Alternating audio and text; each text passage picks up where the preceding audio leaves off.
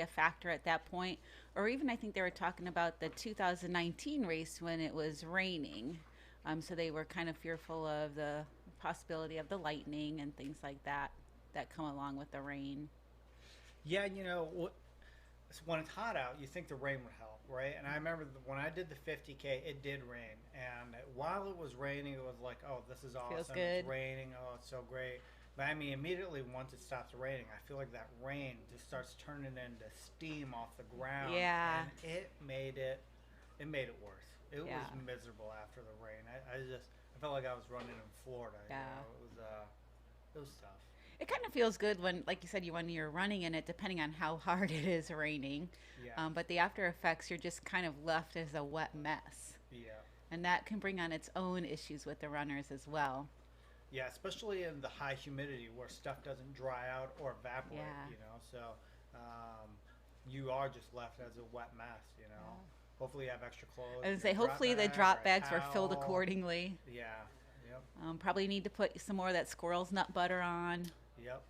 So it should be, I think, like I said, the leaders are past the 100K mark, so that's pretty exciting. We have about 5 other people that are past the Bald or the Bluff Road inbound one. We probably have 25 runners that are at 44 miles. Wow. And then we have, I would say all but probably 10 runners have made it to Scuppernong now. So okay, that's so exciting. everybody's moving along and dealing with the heat quite well, it seems like then. Yeah. So it seems like for the majority of the people have reached the northernmost point and are going to start on the way heading back now. Yeah. Okay. So, that's pretty exciting for them. Yeah, that's probably got to be a big mental booster too, knowing that you've reached a certain point and breaking that race down in certain segments. And, once you reach the point of one, you get to move on to the next one. And yeah, little check marks. Yeah, check marks along the way. Yeah, exactly. So I think that's definitely beneficial to finish at 100 miles, just hitting those check marks. Exactly. So. Yeah. And then, now, I guess if you had a bad experience on the first 50K, it might not be that good, but at least you have experienced that whole part of the course. Right. So on your way back. It's already behind you. Move along. And on your way back now, you have an idea of what's coming. You know? So that's pretty good. So weather update, I can. Oh, perfect. Share with you guys. I've taken over the weather forecast. Wonderful. So here's what we got. It's currently 5 o'clock. We're looking at about 85 degrees. Sunny, obviously. And through the night, it looks like it's going to drop down to a low of 61. Okay. Which they're going to love. Yeah. And it starts dropping pretty good after it gets dark out. So once the sun goes down, we're looking at it drops into the 70s. And then, like I said, by 4 early morning hours, 61 degrees. No rain in the forecast. Excellent. No rain. So that's got to be one of Michelle's first. I think every race I've done with Ornery Mule, I've had a rain experience. That's not good. No. Do you guys have any tips that how you've handled rain and getting wet in the past? I just run through Deal with it. To be honest. I don't I sweat so bad, especially summer rains or spring rains. I'm too hot to wear like a raincoat or anything like that. So I generally just get rained on. Yeah. And if it stops and I'm fortunate enough, maybe change my socks and shoes or something, but I pretty much just keep running. Yeah. Just deal with it. I've tried a raincoat before, and kind of like you said, you kind of trade one evil for the other. You're not getting wet, but you're starting to sweat more because that jacket's retaining the heat. So you kind of got to decide which one you want to deal with. And many times it's like, well, I feel better dealing with the elements instead of trying to battle. Yeah. Mother Nature always wins. Yeah. We'll go ahead and do some highlights.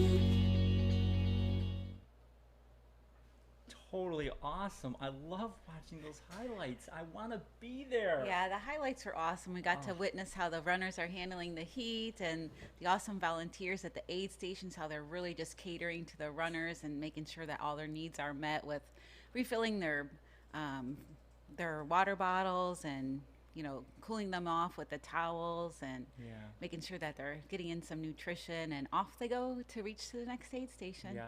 We got some great volunteers out there today. Oh, yeah, the heart of the volunteer is really that's the essence of Ultra. Yeah. It really is. And as we could see from the video, there's a lot of volunteers. Exactly. Right. Yeah, I think Michelle was saying over 100 volunteers. Wow. Yeah. Oh, it's got to be at least, right? 100 volunteers. Yeah. And well, I know many of them are out at that aid station for a long period of time. Right. And they're out there because they just love being out there. They love serving the people that are out there. And needless to say, it's like you said, Val, we really want to thank the volunteers. If you're watching this right now, we so appreciate you. We really, really do. Do you guys have any kind of stories from races that you've run that volunteer at an aid station really made a difference in you moving on through your race? Yes, I oh my gosh, you just brought back an incredible memory. In fact, the race was Hennepin, and I'm gonna need to remember his name. You might know who he is. He's got purple hair, or he did have purple hair. You know who he is? I don't. I'm gonna look him up anyway. So what had happened was I was at the Hennepin in 2019. Mm-hmm. I did the run for charity, and so I extended my run from 100 miles to I ended up doing 152 miles. Amazing. And I was somewhere around mile 125, something like that. And I was feeling beat up. I was feeling torn down. I was in the chair. I was getting they were massaging my legs out. So this volunteer, I'm gonna look up his name at one of these breaks, because I want to really acknowledge him for making such a big difference in my life. And so I'm actually thinking about it, I'm starting to get welled up because of the difference he made. And besides physically, the massaging my legs and helping to get me moving again, he said something to me that really, really impacted me. And what he said was that I've been following you and your story and why you're doing this. And everything that you have done up until this time has prepared you not to just get here, but to finish. Excellent. And I was like, yes! That's ready to go. That's exactly what I needed to hear, because I forgot. Yeah. I was so caught up in the being physically drained and and just really sore, right? That I forgot my why. Yeah. Yeah. And he reminded me of it. And that really made a big difference in my life. It really did. Yeah. I think I have one from Hennepin as well, and I just visibly remember it was during one of the nighttime miles. And honestly, I'm sorry, I don't remember what aid station I was coming into, but I was kind of spent at that point. I had been running by myself for a long time. It was dark. I went through some rain. I didn't have my light. And the sad stories you start to tell yourself while you're out there. And I remember coming into an aid station. I just remember him looking straight into my eyes and, telling me that you can do this. You're ready. He let me sit for a few minutes, and he's looked at me, got at my eye level and said, you're ready, time to go. And it was that, like you just said, it's the words of encouragement they give you, not just, feeding you and hydrating you, but the words that they share with you at the moments that you're in that station that help you get going again. And sometimes, and that's what it is oftentimes, it's just a mindset. Yeah. It's where our perspective is at the moment that makes all the difference in the world. And if we're thinking about ourselves, right, if we're focused on the suffering, kind of turns into a pity party. Right? Because that in a way does help us feel better for the moment, like because we're giving ourselves like a reasoning, a justification. Well, I think one of our speakers, was it Jeff, that was just talking about the path of least resistance? Yes. And I think that's our body's mechanism to say, well, you know, let's just take it easy. Okay. Yeah. It's Yeah. okay. You've done such a Good job. to You this yeah. point. Nobody will care. You can quit now. You need to stop. Yes. Yeah.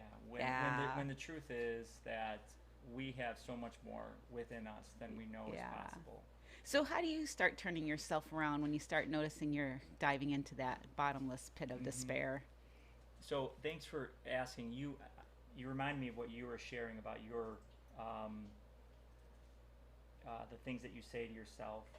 And I've got a lot of different things that I'll say to myself. The one thing I do is I remember I don't focus on the whole race. I'll focus on the mile that I'm in. Correct. Yeah. If I'm on mile 62, okay, I'm heading to mile 63. Yeah. And that's where I'm at. Okay, let's go to 63. Now let's go to 64. Or aid station to aid station. I run it. I remember a friend of mine telling me that you're not, you can run to the aid station, right? You can get to the next aid station. Yeah. And as long as you keep doing that, Small it makes a big steps. difference. Small steps. Small steps. I always like to, I break it down to the smallest, I guess, piece that I could chew on. Does that make sense? Sure. So like in the Yes. early beginning stages of races, it might be a whole next aid station. It might be, that's 12 miles away, right? It might be, let me knock out the first 50K, or let me knock out the, you know, but as the race progresses, my ability to take bigger bites usually gets smaller. Yeah. Yes. Then it might turn to miles. If it gets super bad, I Minutes. regularly ask myself, can you just take another step? Right? Yeah. And because I know I can. I know it's an answer I don't want to hear, you know? But it's just, can you take another step? And it's like, yes, I can. It's like, just take another step then. Yeah. And if you take another step, then you are doing it. Yeah. You are getting closer to finishing it, you know?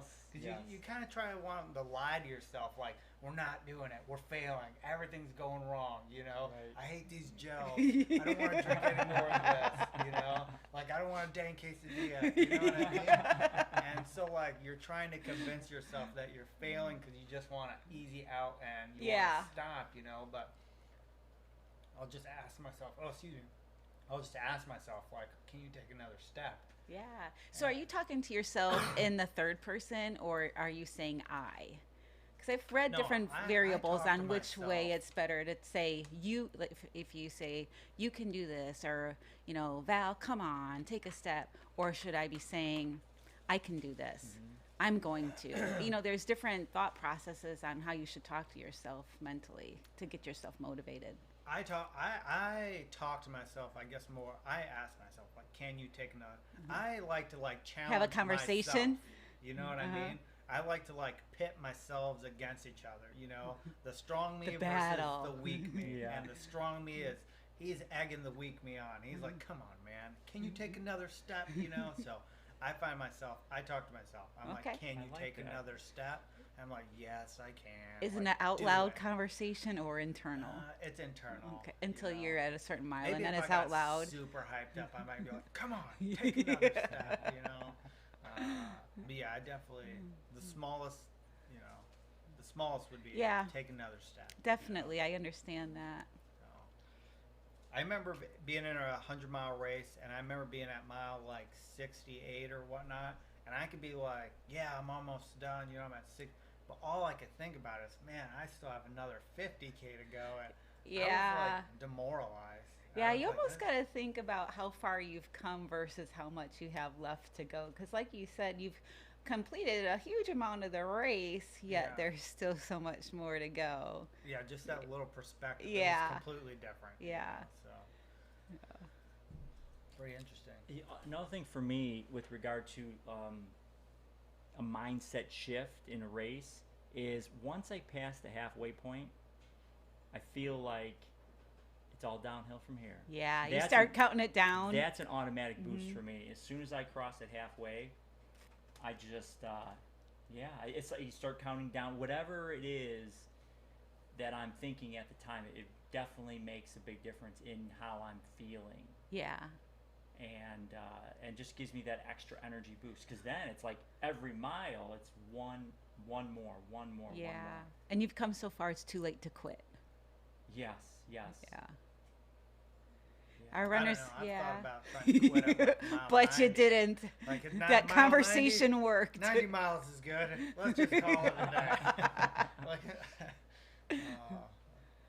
but I didn't. No. Yeah. Another highlight video? Yeah. Yeah. Let's see some more highlights from the race.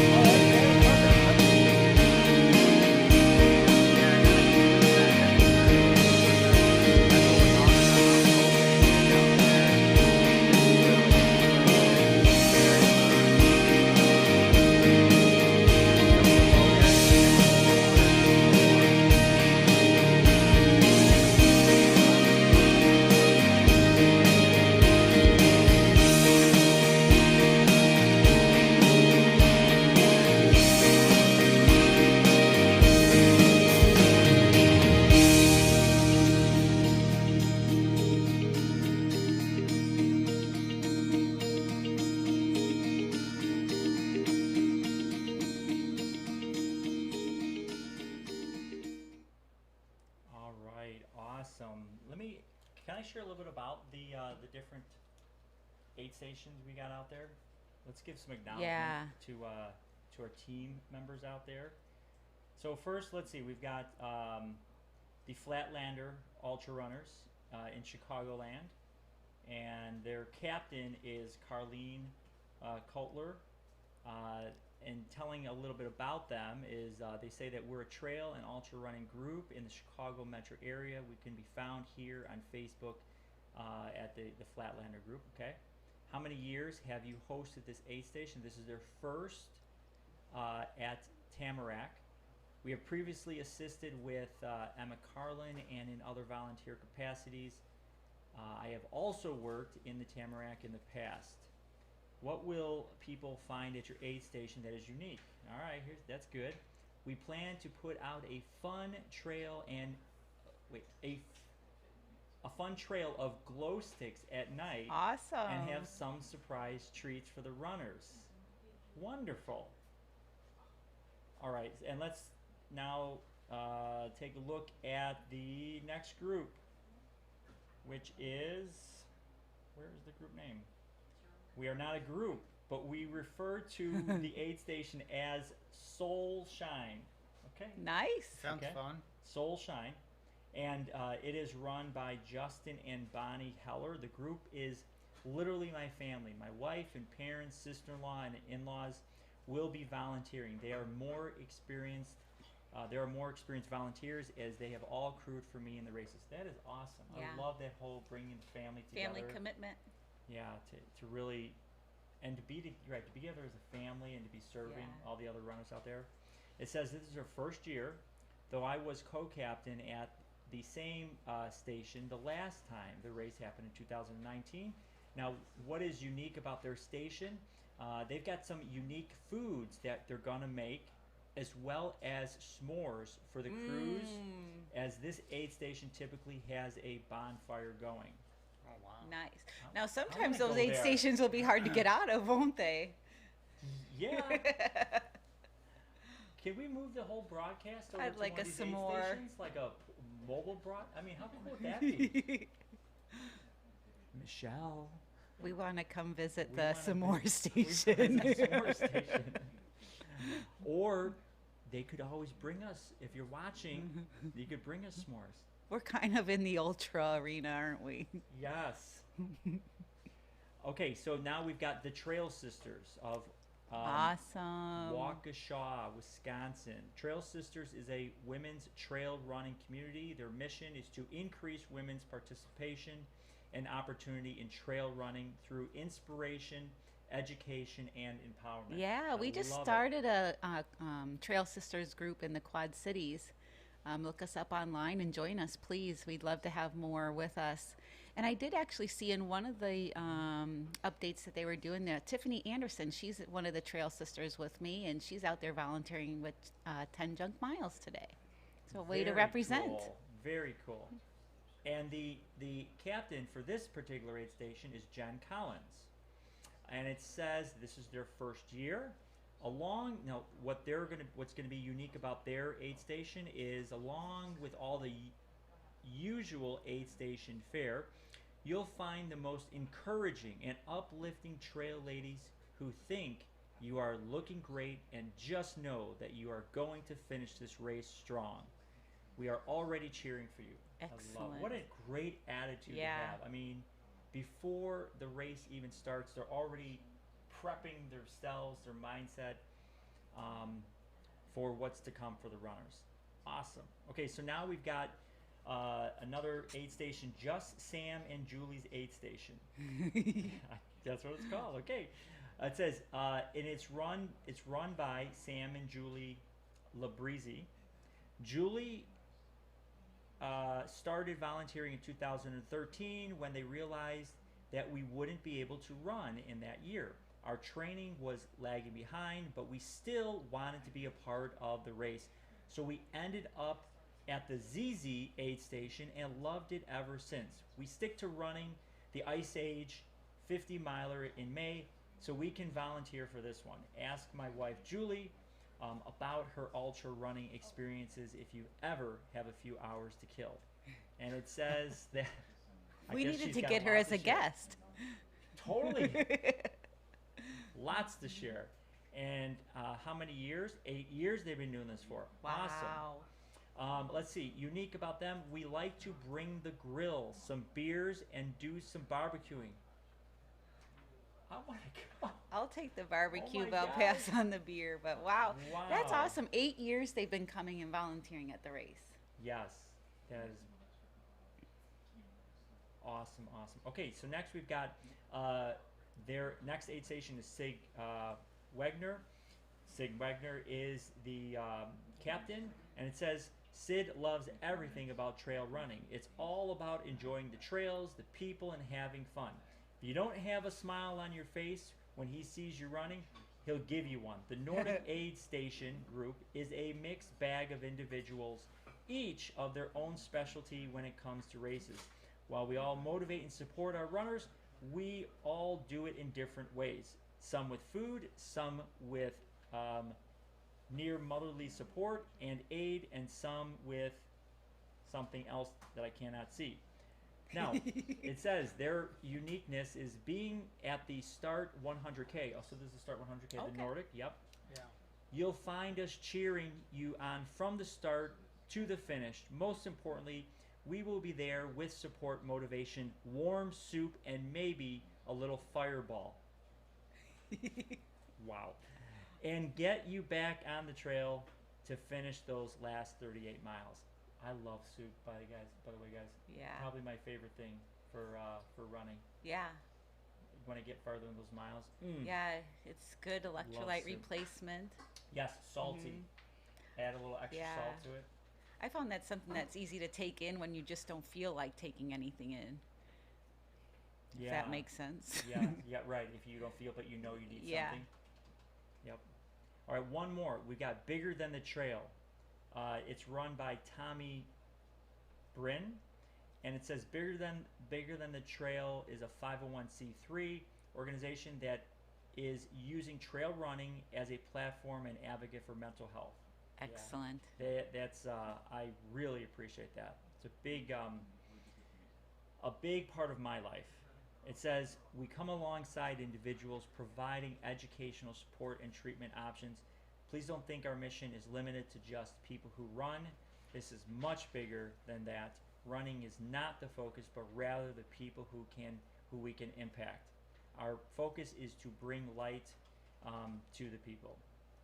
And it says this is their second year at the aid station. Their first was in 2019, and what makes their station unique is the fact that they get to honor helping the 100-mile runners 4 times throughout the race and the 100K runners twice. Our goal is to provide a quick stop and keep you moving. Nice. Awesome. Thanks, volunteers. Yeah, thank you for being here. Yeah, and for just making all this possible. I mean, right, without the volunteers, it just couldn't happen. It just goes to show you, like, again, the beautiful part of Ultra is being here for one another. Mm-hmm. It's a great community. Yeah. Right? Like we've been saying for how many hours, Yeah. I guess. Hopefully our viewers are starting to believe it. If not, you can come and experience it for yourself at one of the awesome Ornery Mule races. 100%. And we also want to express our appreciation for the viewers that are tuning in. For you guys, this is totally new. This is like unprecedented, very unique to the ultra world, doing what we're doing right here with the commentating, and the fact that Michelle has put this into existence, and we're on short notice, right? Yeah. And we're doing this for the whole time. Right. The only other race that I've seen do this was the Cocodona 250. Now, I could be wrong. Maybe somebody else is. I They don't know. normally do it. Man, I'm gonna forget the name of the race, but they had the Desert Solstice. Desert Solstice. Oh, okay. Yes. You're right. They normally do it for that race as well.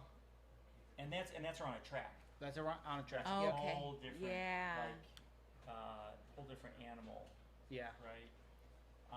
And so this is really bringing a. So, the reason I was sharing this is because you guys, the viewers, right, are the reason that we're here. We want you to experience what it is to be an ultra. We want, even if you're not here, we want you to get a sense of what it is that we're doing here, and so you don't have to miss out. Right. And to keep us coming back or have more live broadcasts, it's, if you can take a look at Ornery Mule Racing website for support. Michelle had shown some of the awesome swag that she has available for purchase there. Like and subscribe to the YouTube page.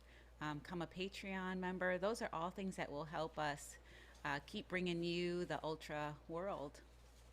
So speaking of swag, I'm sorry, you want to? Yeah, just real quick. Go for it. I just thought You're since I've awesome been with the here, updates.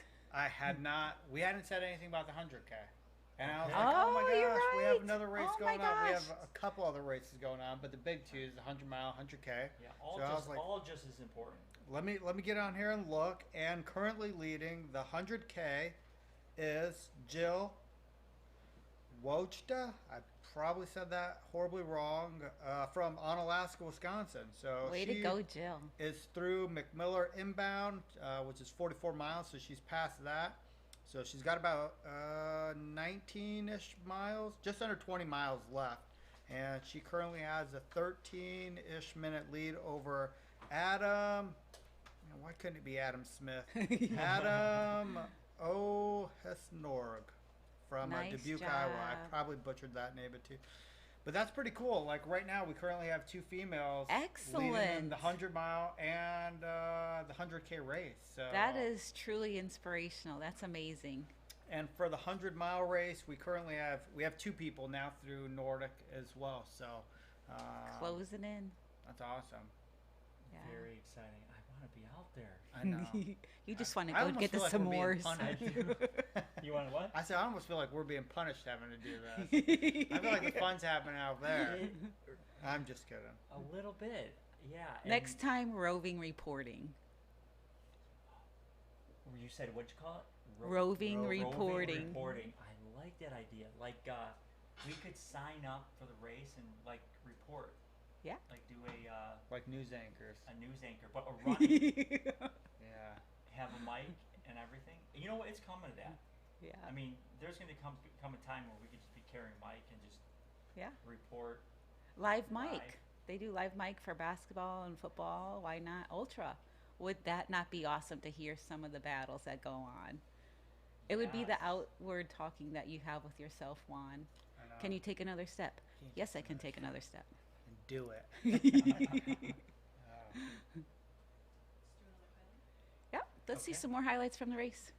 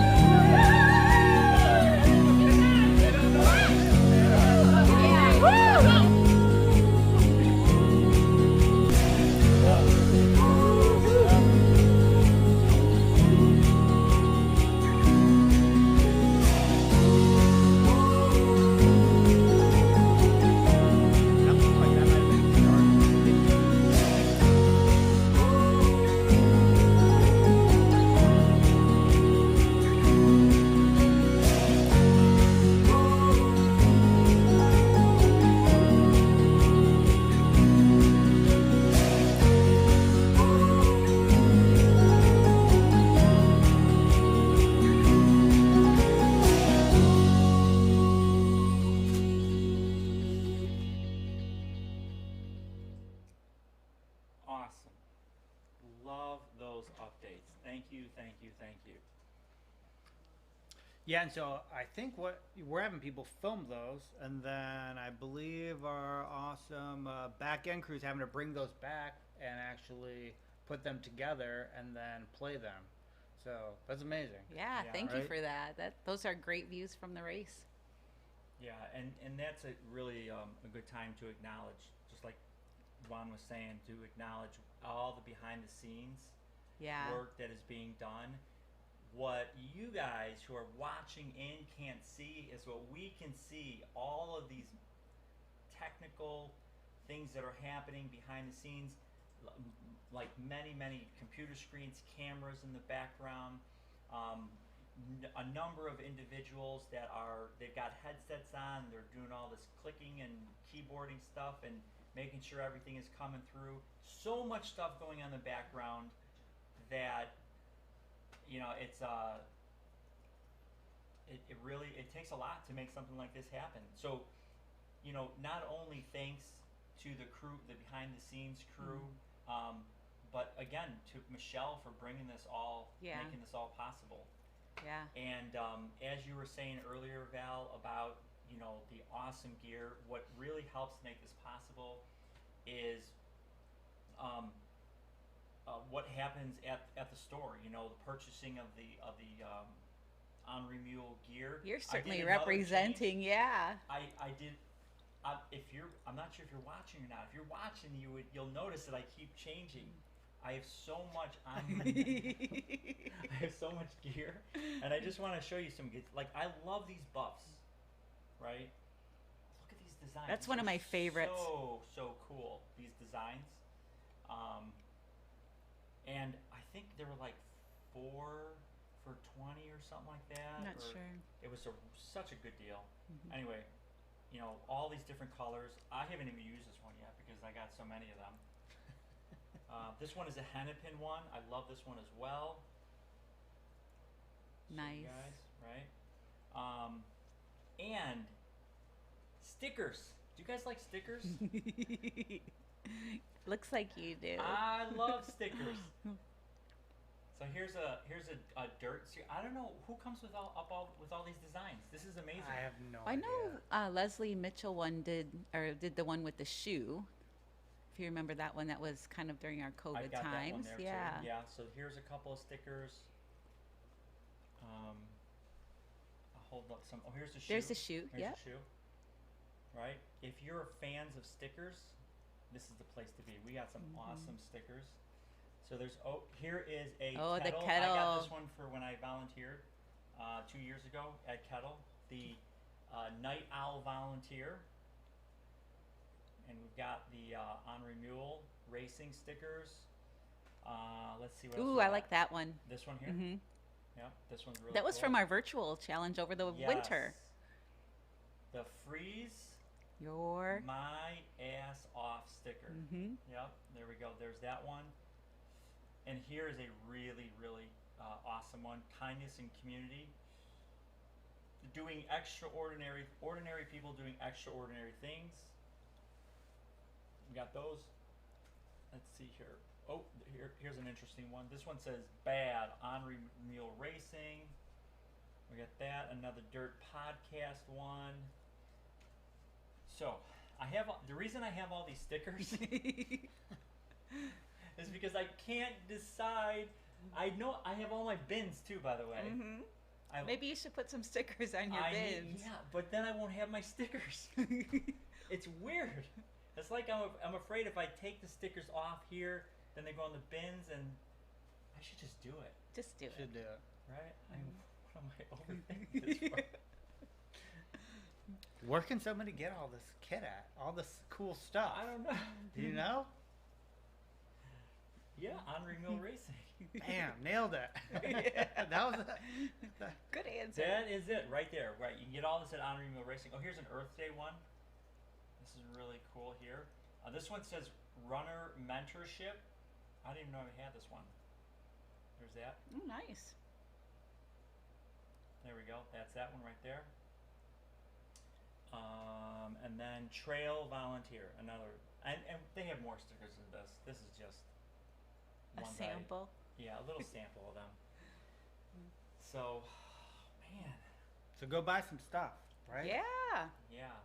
Help keep this type of stuff going, I think that's an important thing to realize, right? Is selling gear, volunteering, signing up for races. That's what keeps this ball this ball rolling, right? That's it really how does. this snowball gets bigger, So if you want to be part of it, you could definitely help out by that, So Yeah, and that's it right there.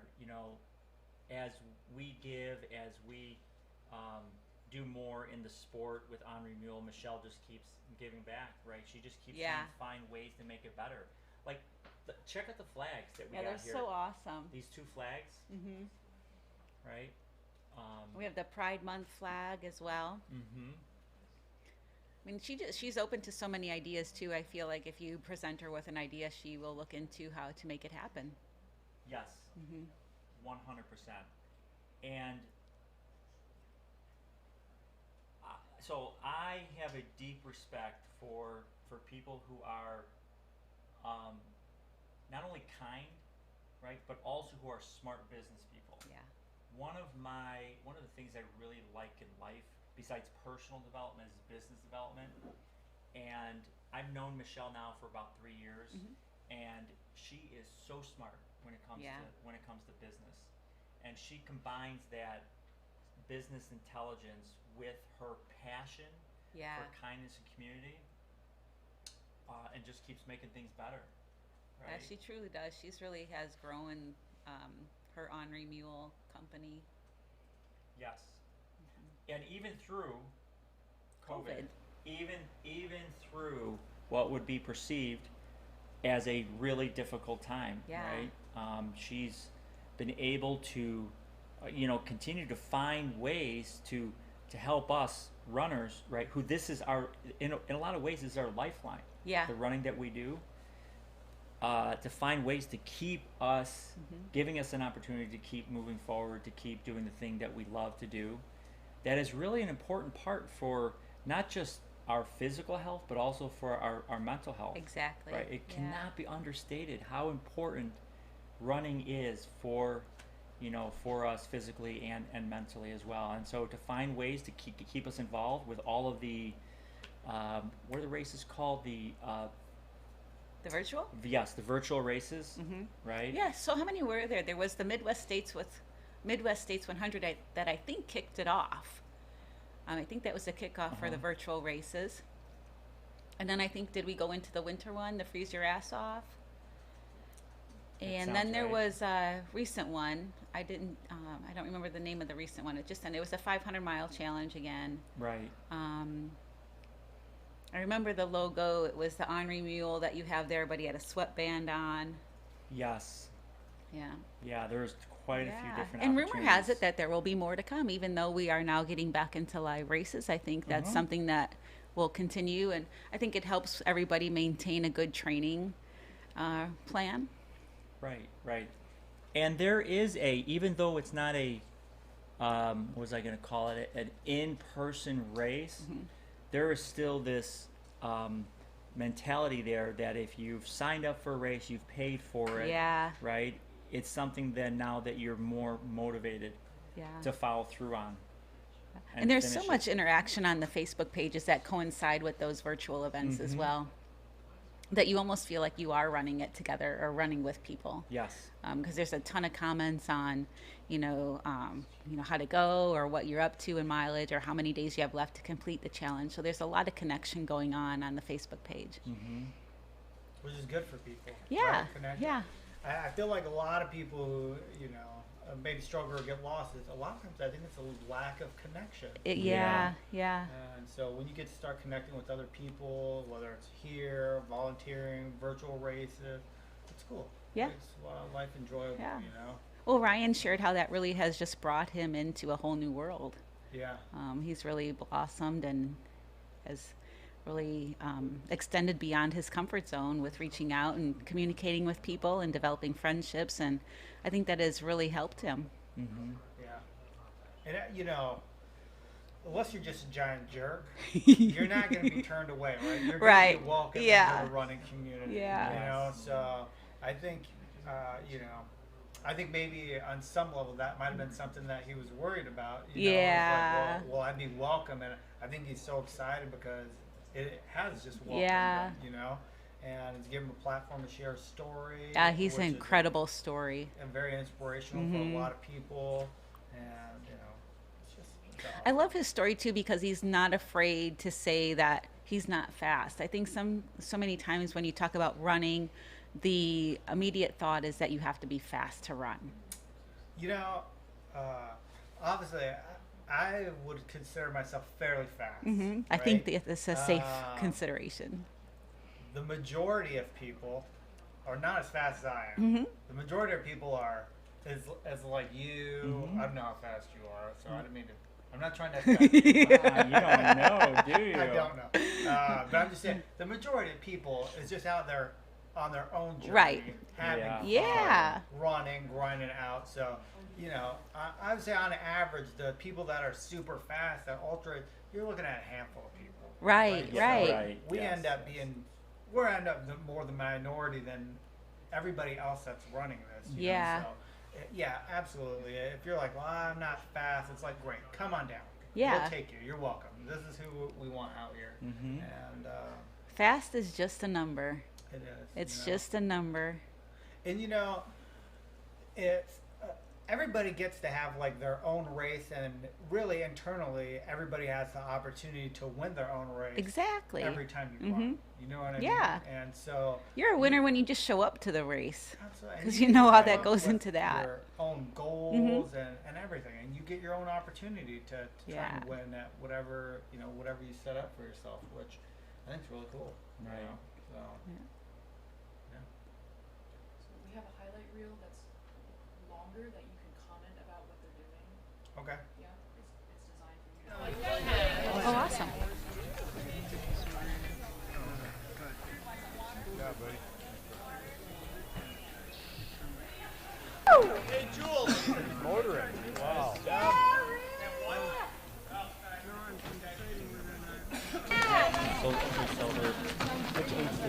Right. Go get him, you guys.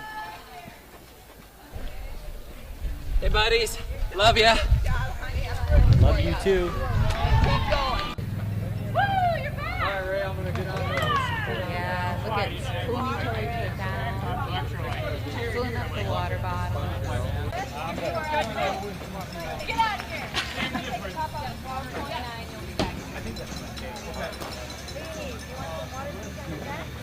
Yeah, because there comes to a point where you can't just get rid of it on all your stuff. No one rejects a bad from her. Rocking it, Have a good Amy. scan. Love you. But some of these races, there's some of the good food. And then you got, that's going to the chest. Wow. Nice and cool. Water? All right, thank you for being here. We would.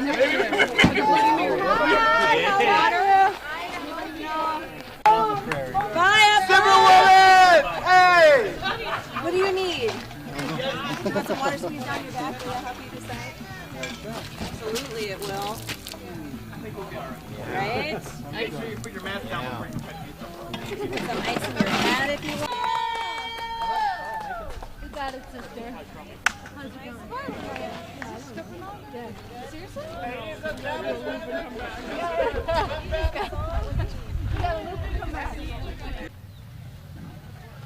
Go get him, runner. Nice job.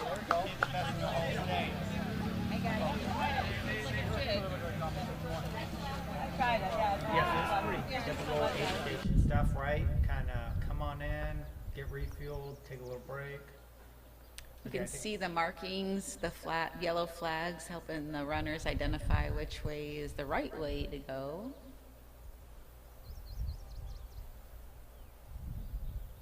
Yeah, and that's such a big deal to have those markings out there. Yeah.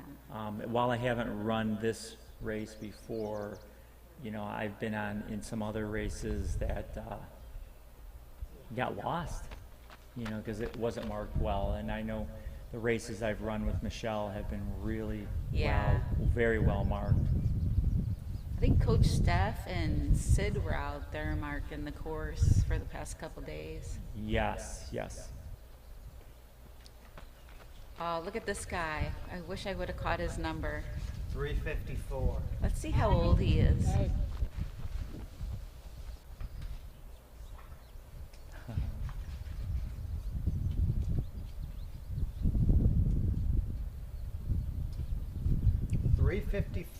Is Mark Martinson, 57 from Hamburg, Minnesota. Nice job. He's running the 100K today, so way to go, Mark. That's the 37-mile mark? Okay, got it.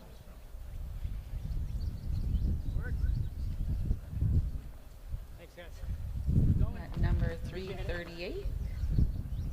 338, we have John Rickman from East Dundee, Illinois. Way to go, John. Sometimes you run and sometimes you walk. Either way, you're moving forward. Absolutely. Looks like bib 155. The video camera. Oh. Yeah, you really need to smile on your Gonna be Magdalena from Catlin, Illinois. Maybe that's Caitlin. I'm not sure. This runner has the nice sleeves. I think they were talking about those on the Facebook page where you can put ice inside the wrist, or there's a certain part on those sleeves. Help with keeping them cool. Yeah, and for some people, I think they prefer also just to have their skin covered, Yeah. right? So maybe not so hot on from the sun. And then they do have some fabrics that provide like a cooling sensation when the wind blows through. So that's nice. All the technology. I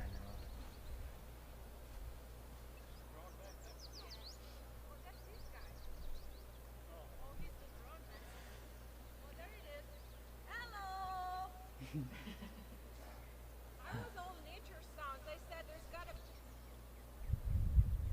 Nice little trot.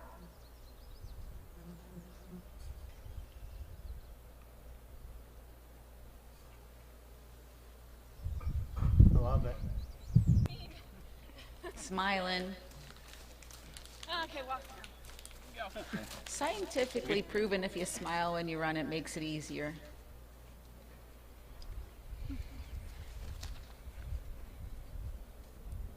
I always like the different demographic of people that are on the trail, you know, just like so age diverse. Yeah. And such different backgrounds, and it's just. I know Michelle had sent a questionnaire out to the runners, and some of the answers were incredible. Like you were saying, Juan, the different professions that everyone comes from, the different reasons why they're running the race. It's a sweat lodge out here. You got it, girl. How's it going? Going well. All right. Thanks for being out here. Come on, 106, you got it.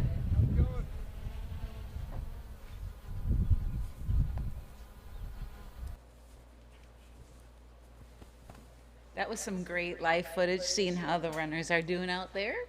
Looking like they're taking some nice, smart walk breaks. Fueling up. Yeah, absolutely. And we got I was just looking at the list. We have runners from everywhere. Yeah. You know, Connecticut, Washington, Alabama. The Alabama people are probably fine. It's probably not that hot for them. The Washington people are probably hating life right now. Yeah. I think earlier in the broadcast when Tara and Aaron were on, there was the race interviewers from the racers, and one of them was from Spain. He came all the way from Spain. That's incredible. That is incredible. He said he was looking forward to the flat course. Oh. Well, compared to the mountainous races, I suppose. I was giving that a lot of thought because we'll talk the 100-mile distance. I think the Kettle 100 has about 8,000. Okay. I think it's about 8,000 feet. Mm-hmm. It's not mountainous, right? And the whole course is actually runnable. You could physically run the whole course. There's not a big enough hill out there that you would have to walk on, right? But I think that could also get people in trouble.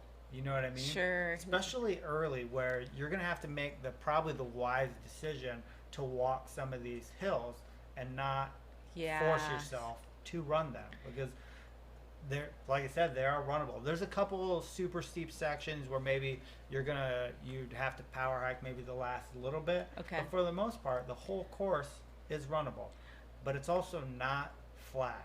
Yeah. If that makes sense. That's a good point that you're bringing up, that since it is runnable, that people need to make us maybe smart running decisions on knowing when to take a step back and walk it a bit.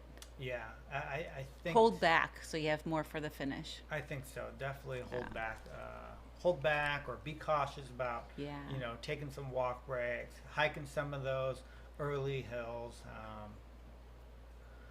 I've run Tunnel Hill, and we have Hennepin. Yep. Yep. Those are flat, right? Yeah. Oh, Those yeah. are flat. Like Yes. you could run them with the blindfold and you wouldn't trip, right? Except for that one hill. At the That one little finish. Kettle's not like that. So it's not mountainous, but it's not flat. Yeah. You're going to be going up and down and up and down, up and down, pretty much for probably like 80% of the Okay. course. I feel like Yeah. it's pretty. There is some sections where maybe you get a mile to. I don't even think maybe a couple miles of flatness, you know, but for the most part, you're going up and down quite Yeah. a bit. So it'd be interesting to talk to him after the race to And be like, see if he how, felt- how yeah. flat did it feel? You I think know? he was kind of comparing it to mountain races. So I guess Yeah. compared to a mountain race, I mean, it's not quite as hilly. Yes, yeah. I mean, if you're running like some true mountain races, you're gonna probably come to some mountains where you're hiking. Yeah, That's- definitely. I don't want to say you couldn't run them, but maybe some courses you probably can't even run them. They're Yeah. just too long. You know, maybe you got 2-3 mile climbs, something Wow. like that, Yes. where you're like, okay, I'm not gonna run 2,000 feet over 3 miles or something like that. You know, Right. I'm gonna power hike this or whatnot. Where Yeah. we don't obviously we don't Yeah. have those type of hills in Kettle, but. Do you incorporate the power hiking into your training? If I'm being 100% honest, I don't. Mm-hmm. So I probably could, because I feel like in the latter stages, when you know, obviously in the beginning, if you're hiking, you can hike fast still. Uh-huh. But I feel like if I maybe did incorporate a little bit more power hiking, maybe I'd be a little bit more efficient in the later Yeah. stages, you know. Yeah. But I don't ever really power hike. Yeah. I mostly just run. How about you, Robert? So, I probably don't do enough of the conscious power hiking. I will do mostly the running unless it's hills, unless there's a lot of hills, and then I will, and depending on how I'm feeling as well. True. Like if I'm having some challenges with my hip, then I will purposely walk them. What I have done in regards to like changing up in my workout is I moved to Crystal Lake about 6 months ago, and that has made a real difference because all of my runs now are done at VA. Wonderful. And I could easily get 100 feet for every 1 mile Wow. out there, which would be equivalent to 10,000 feet over 100 miles. If I plan it right, I could get 150 feet per mile. So that really made that's really made a big Okay. difference for me in my overall strength. Yeah. That's really why I was able to get 170 at pot. Yeah. And so training with hills, yeah, made a big difference for me. difference. Yeah, it even made me stronger on the flats, I noticed.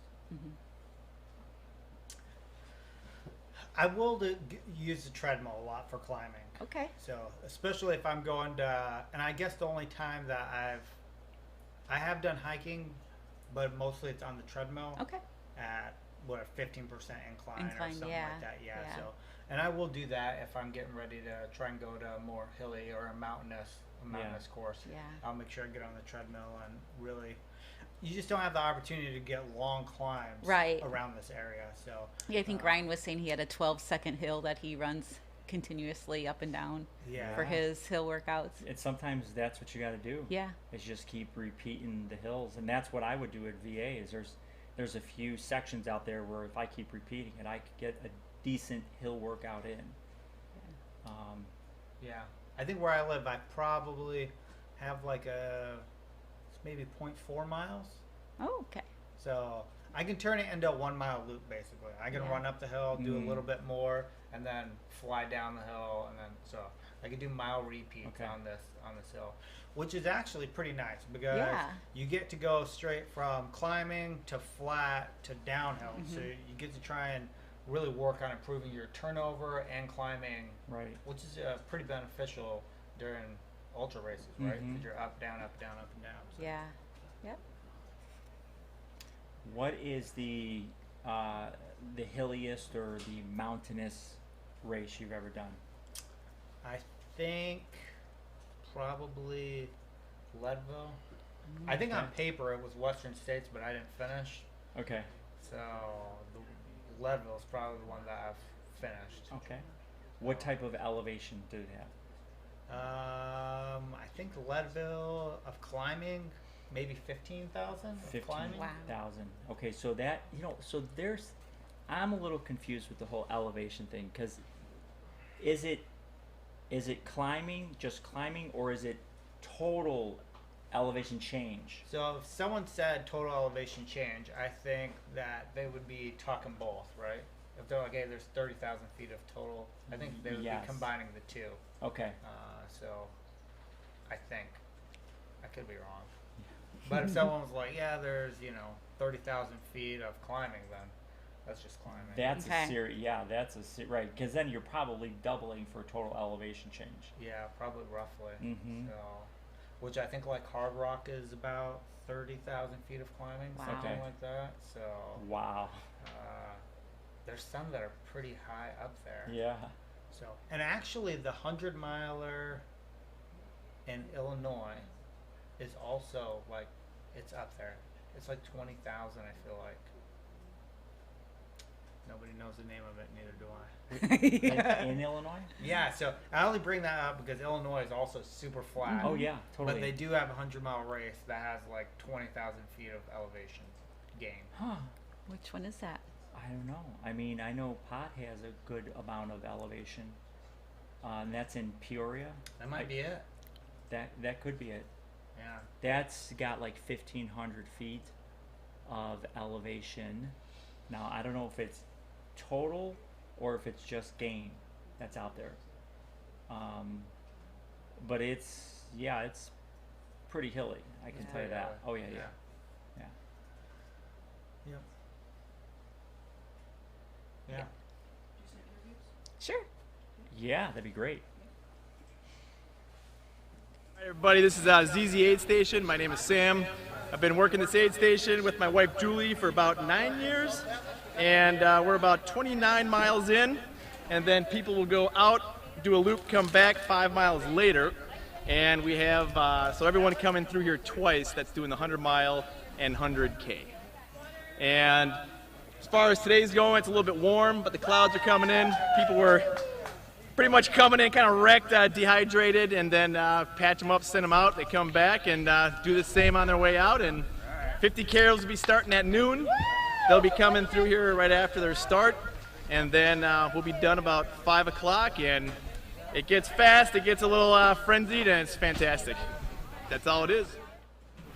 Hello, I'm Owen. I'm Etta. Our dad's doing the 100-mile, and he's done this, I think, twice, 3 times before. And yeah, he really likes it, so We're cheering for him. So good luck, wish you the best, and we'll see you when you get back. I'm James Ebert. I'm crewing for Darren Dunham. He's out here running the 100-miler. Started out faster than his, projected pace, than his goal pace. Through Aid Station 1 where I saw him. At Crew Station 2 he was on pace, and he's been on pace since then. So heat's taken its toll on him like everybody else out here, but he's doing well and he's, on track. What part of the ultramarathon does you really enjoy? Does he enjoy? Yeah. Sorry. What part of the ultramarathon do you and he enjoy? He likes doing the long distances. He's got a streak at Hellgate, so I think that's his jam. And I like being out on my own and self-reliant. Yep. Hi, I'm Allison. I'm crewing for my dad, David Ruddle. We're about 30 miles in at the Scuppernong Loop over here. It's super hot, but the cloud just came over, so he's doing really well for the heat right now. Being a crew member for my dad, this is the first time I've been a crew member for my dad, and it's super special, and I'm really excited to pace him at the end for the last 30 miles. Hey, I'm Rachel Bruner, I'm Charlie Ortiz. How you doing? and we're over here at the ZZ Aid Station, which is about 29 miles into the 100-mile race. And we get to see our runners 2 times because they do a little loop around Scuppernong and come hang out with us. Right. What we're seeing today is that it's hot as hell. So, sorry if I'm not allowed to swear. But it's hot, and people need to be taking extra care that they're cooling down. So we have an ice sponge bath. We've got lots of cool temperature. She does the best sponge baths in 3 counties. You know, I try. So yeah, lots of hydration, lots of salt, all that good stuff is what we're trying to encourage people to take. So that's what's been going on around here. How's it been going for you? Yeah, it's pretty good volunteering and making people beat the heat. Exactly. That's the goal. Beat the heat.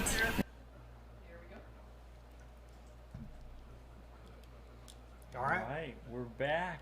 I love those updates. Yeah. Love the updates. We had somebody request an update for one of their runners, Jackie Happney from Brandon, South Dakota. It looks like she was at Scuppernong, 34.3 miles at 2:41 p.m. So her next aid station will be McMiller inbound at 44 miles. So, but that is the last update we have. 2:41. She was at Scuppernong, so she's heading back south. So Nice. Good for her. Way to go, Jackie. Any questions on the coming? How many we got out there? We have 21 watching right now. Awesome. Thank you, viewers. We appreciate you. Coach Loretta says that they are working on a new mileage challenge, so we'll look forward to seeing that. And thank you, Jeff. He says OMR is awesome. And Magdalena Casper Ship is another Ornery Mule athlete coached by Coach Sam. Rachel R. is first place overall. Oh, sorry about that. I was bending over so I can read. I can't read. Old people problem. Do you need glasses? I have my. They're in my readers. purse. And Duffin is mile 73.8 miles in. And then we just answered how Jackie was doing. Any update on Carl Metzer? It looks like Loretta answered maybe around 6 o'clock that he was at 4:59. He was at mile 56.5, 8th place. Good job, Carl. Keep it going. Yep. And then our leader, still Rachel. She's still leading. She just got Bluff Road outbound, so she's done with the Nordic section. She's at Bluff Road. She's still heading south, and looks like she's at 71.3 miles. Wow. Wow. So that is awesome. Second place, Mike Ellsbury. He's a local gentleman from Elkhorn, Wisconsin. He's, again, we already talked about him. He's through Nordic, not quite to Bluff Road, so good for him. Third place, Davin Oskvig from Amherst, New York. Wow. He's on the Nordic section right now, heading to Nordic Center. And a second place female, Samantha Stymack from Antigua, Wisconsin. She's also passed Bluff Road inbound to Nordic Center, so good for her. She's passed 56.5 miles. Amazing. And then third place for female right now in the 100 miles, Rachel Monica Wilcox from Richfield, Wisconsin. She's also passed Bluff Road inbound. So Excellent. Way to go, ladies. they're doing excellent. Keep on moving. I did another wardrobe change. I noticed. Ta-da! Have you run the Earth Day race? No, this was a volunteer. Excellent. Yeah. So you've worked, it sounds like you've worked as a volunteer at several of the races. I did, yeah. I volunteered at Earth Day. I volunteered at, I cheered people on at Galena Sky. I also ran Galena Sky. I volunteered out here at Kettle. Where else? That actually might have been how I originally met Michelle. I think it is, actually. Oh, awesome. I volunteered at Earth Day and that was my first introduction to Michelle and Ornery Mule racing. Nice. So yeah, I just came out and helped out, did what I could, and I have a when needed I have a really loud voice that can what do you call it when you broadcast or you project? Thank you, project. I have a good projecting voice, and so Michelle used my voice at Earth Day a couple of years ago to get everybody rallied up and get ready to start it. So excellent. Yeah. And then 100K update. Awesome. Can't forget about the 100K, people. The 100K race is tightening up. It's pretty close, actually. So Jill, she was previously leading the 100K. She went through 56 miles in 10:50. Second place, Adam went through 56 miles. Bluff Road inbound in 10 hours and 53 minutes. Well, okay, so they're only close. 3 minutes behind. Yeah, so previous aid station, he was 13 minutes behind. So he's made up 10 minutes in the last two aid stations. Yeah, so, and again, they have about 7 miles left. So they have the that Nordic loop kind of. And then they should be finishing. So exciting. Yeah, pretty exciting. Close for them. finish. Yeah, very, it's Wisconsin versus Iowa right now. Go Iowa. Go Wisconsin. On Iowa. Yeah. So, actually, it's Go Hawks. Go Hawks. Yeah, so a close race there. So good for those guys, and man, they're crushing it. So yeah, good definitely, definitely. I wonder where we're standing with our last ass on the course. Let's find out. Yeah, let's check it out. The coveted award. So I love being at the finish line. In fact, I was at the finish line of Kettle 2 years ago, and took a lot of pictures, videos of runners coming in, and talk about inspiring. Oh my gosh, what a moving experience that is, you know, to see runners like giving all they got just to make it across the finish line. Yeah. What time of day were you at the finish line? Okay. Well, yeah, it was I would say it was 1 o'clock in the afternoon. Okay. Right? Because it was at the end of the 100 mile. Okay. So I think that's when the 100 mile finishes up, and so that was the cutoff time, right, to finish. So it was obviously in the morning as well, and just seeing people come across. Okay, so for our individual that is currently in the running for the last ass on the trail is Mike Kamowski, 57 from Mequon, Wisconsin. Mike, we're rooting you on. Bring it to the finish line. Come on, Mike. Yep, so Mike, he's in it. In it to win it. Now, is this the actual award? I don't know. Yeah, it is. Wow. It's gonna make a good story piece on somebody's. Yeah. Somebody's house, you know. So, and again, you know, maybe to an outsider it might seem like, hey, like this is wrong, or you're giving the guy that got last place a trophy. But it's more of like an inspiration thing, right? Because, I agree. Yeah. Somebody was definitely willing to stay out there and grind it out for so long, and it's more like a congratulations. Yeah, a true endurance. You stuck it out. Like you could have gave up, you could have quit, but you didn't. It's an honorary award in my eyes. I think it's it's no way at all saying that, you know, that you finished last. Even, what you're saying, Juan, is perfect. That it's a true testament to this person's endurance and their strength to battle on when the times got tough, because you know they're going through some tough times out there. Yeah. I personally like doing things that I feel like is going to mentally challenge me. You know, when people ask me, like, why do you run these races? And I do like running, but I also like that little bit of doubt of like, oh, man, I'm not sure I could do that. Yeah. But I do get jealous about the people that are all the way to the back of the race, because I feel like they are tougher than me. I feel like they're struggling. You know what I mean? You might be faster, but we're tougher. Part of me is like, I'm not sure if it took me as long as you to run this race, that would do it. You know? And like a little part of me is jealous that I'm like, man, I think these people, I think they might be tougher than me.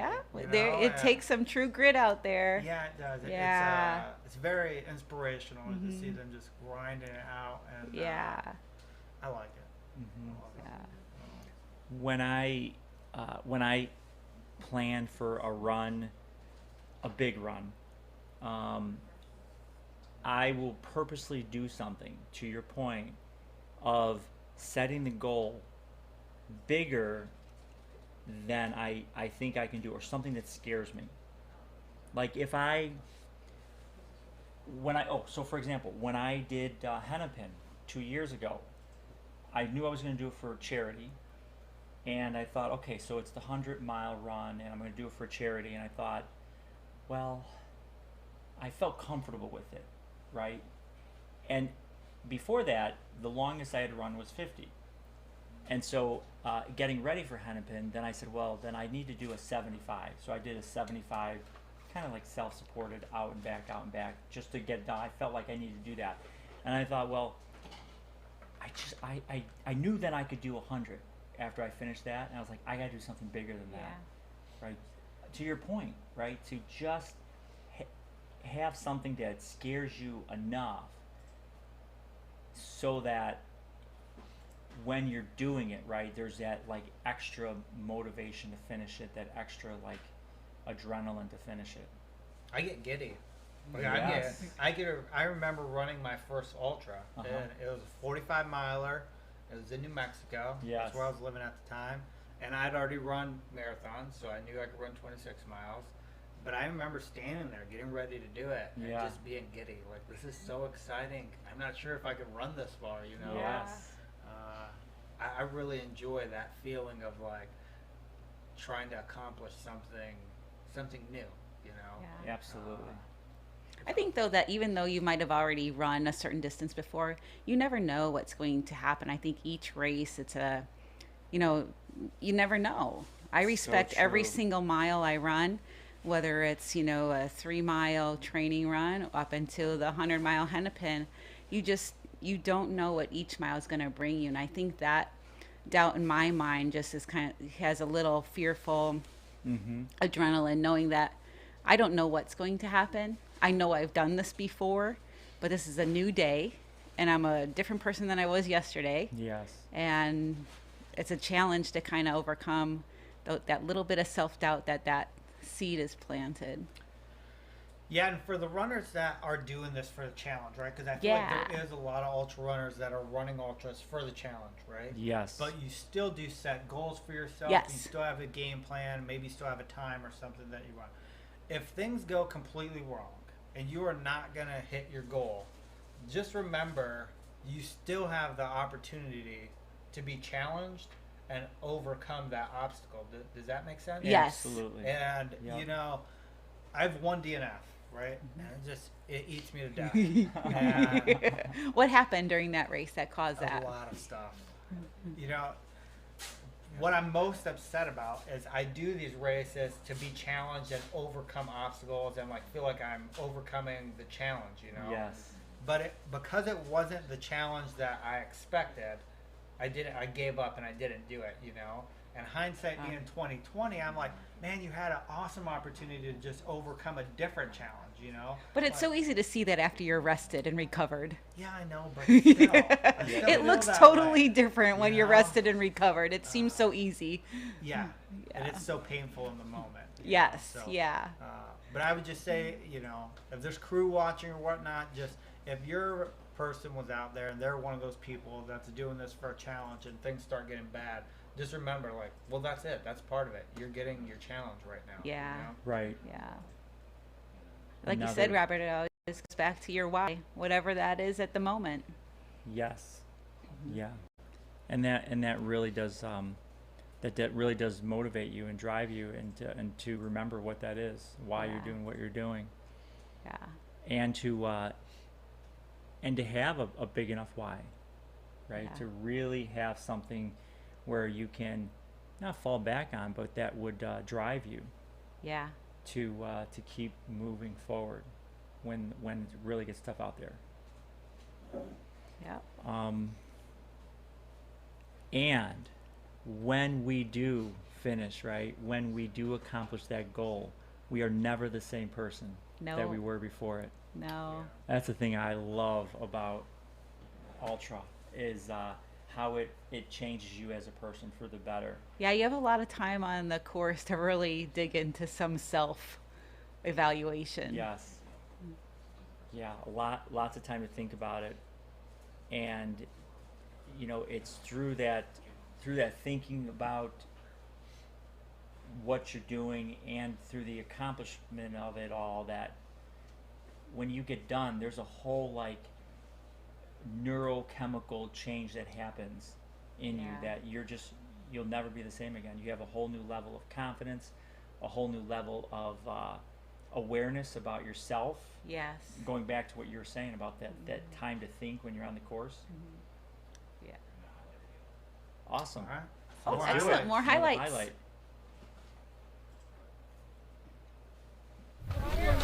You're doing great. Oh, you guys, fantastic.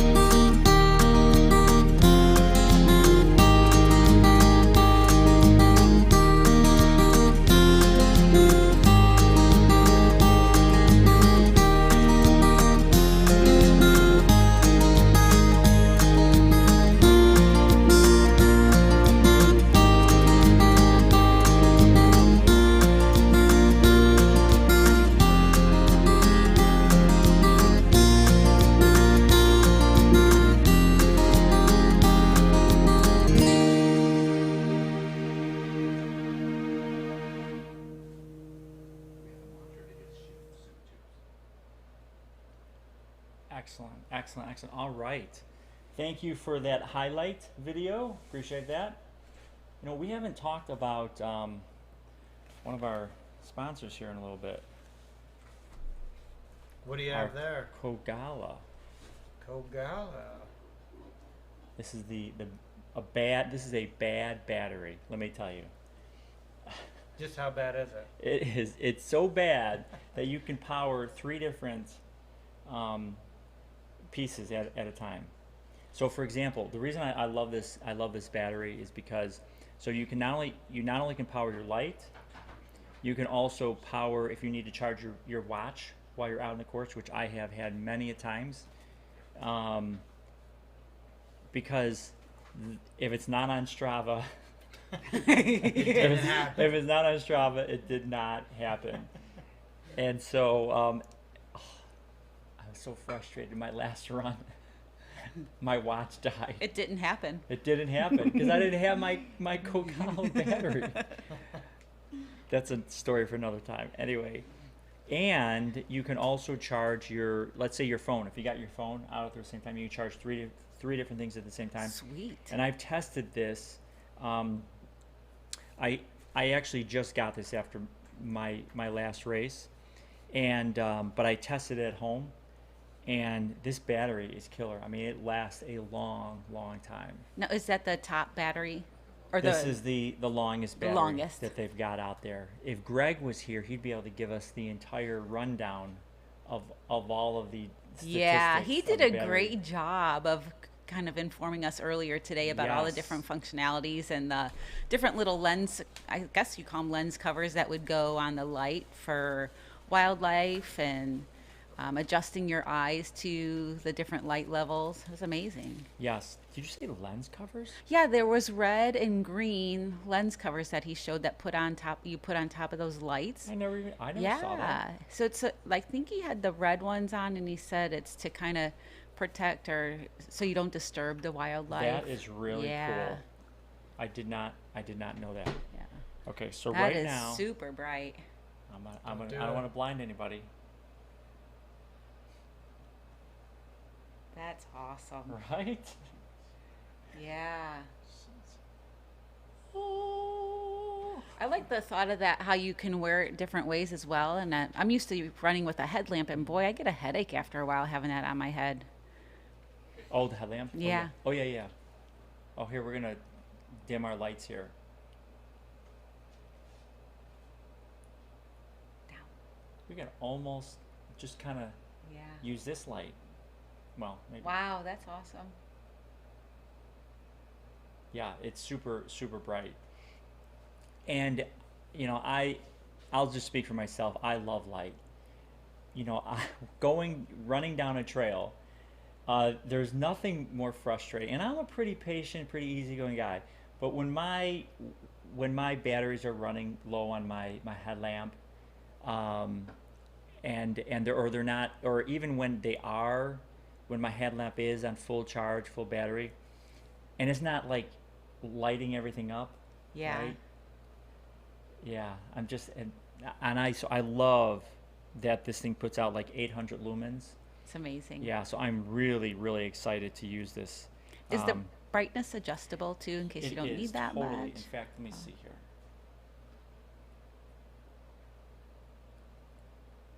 So if it has a flashing mode. And it's important to have a good, you know, as we're getting ready to transition from daylight to night here, it's important to have a good light, right? You're usually already been running 10, 12, 14 hours. You're fatigued. You're tired. If it's been hot all day, you're naturally going to start feeling chilly. And, you know, you're running on roots, rocks. It could be the difference between having a somewhat enjoyable night experience or tripping and fumbling over yourself the whole night and being miserable. Yeah. You know? So that plays into the whole mindset thing. Absolutely. Right? Yeah. So not only are we talking about food that affects your mindset, but also, like you said, your ability to have a comfortable run right at night and just be able to just like you're running during the day. Yeah. Oh, the other thing that about this light that we may not think about is that light dramatically affects our awareness and our awakeness when we're running. That's right. That's why when we're running through the night and then the sun starts to come up, you have this like awakening in a way, right? Yep. And what this having a really great light like this does is it tricks your brain in a way to think that it is more lighter out than it actually is, which affects your mindset right, as a runner, which plays at a crucial point in the race. Totally does. Yeah, for sure it does. So and well worth the price for the light, right? Because and here's the thing, you while it costs more than a headlamp, right? Well, we get an Ornery Mule discount. Yes, we get the 15% Ornery Mule discount, which is great, right? And I want to take back what I said a little bit. I said it costs more than headlamps. In some headlamps are just as expensive as this. I've seen those headlamps, right? And so, and this gives you the ability to charge your other things at the same time, right? Which you're not going to get with another headlamp, right? You're not going to have the battery to be able to be charging things. So where do you normally carry your battery pack? It'd be in the back. In the back. Yeah. Do you have like a back pocket, or is it the back pouch? I have a specific belt for it. Oh, okay. You have a belt for it. Yeah. Oh, I didn't bring it. But yeah, it's a specific pack for this. The cord will come out of a little hole in the belt. Okay. And then I would put this on my my hydration pack. Excellent. Yep. So. Oh, awesome! Yeah, I don't think we've done that, right? Not for a while. Yeah, let's show them the Let's ad. do that. Yeah.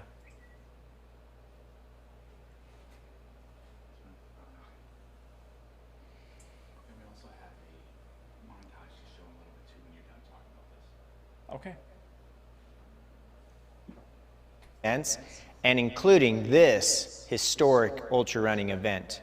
I mean, how cool is this to be able to watch this event live from around the world? I know we're excited to be able to see so many runners using our ultra trail light and the difference it's making for these runners as they run through the night. I know that this light has been a game changer in all my overnight events. If you're looking to pick up the Kagala Ultra Trail Light, make sure you use Ornery Mule Racing for a 15% off. Kagala wishes everyone at the Kettle Moraine 100 good luck.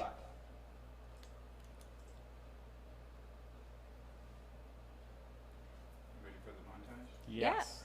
Let's do that.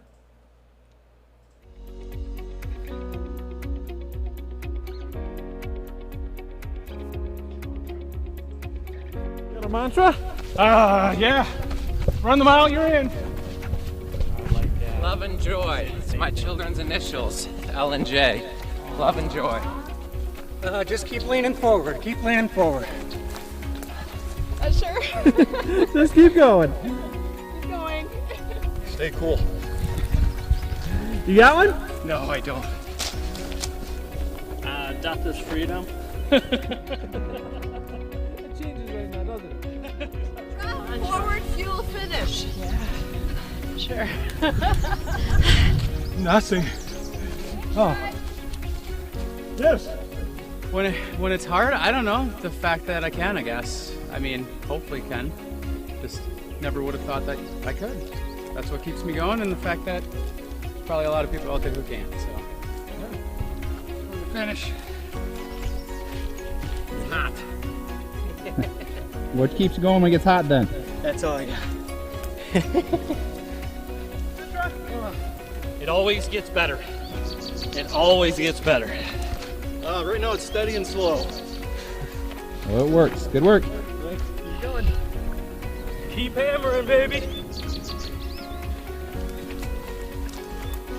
Keep hammering. I love it. Good work. I've run with him before. Right? Yep. Is out here enjoy the day? So far. Get her done. How about that? There's a little question there. What keeps you going? Challenge. Well, good work. Get her done! One foot in front of the other, right? Yeah. What has Kettle Moraine done for me? And what have I done for Kettle Moraine?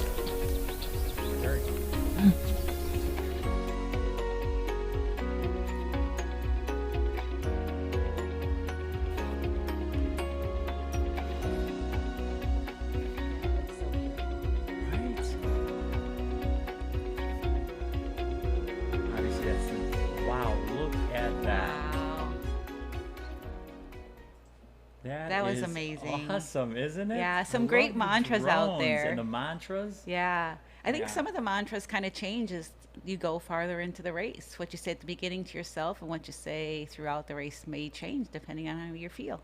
Yes. So speaking of things to say during a race, I did a run a few weeks ago as a 50 miler, and I was running with a group of guys, 3 other guys, and I brought up, I was like, guys, do you remember the Three's Company, that show, that sitcom from way Yes, back when? yes. I go, do you remember the theme for that show? And one of them was like, no, you did not just do that.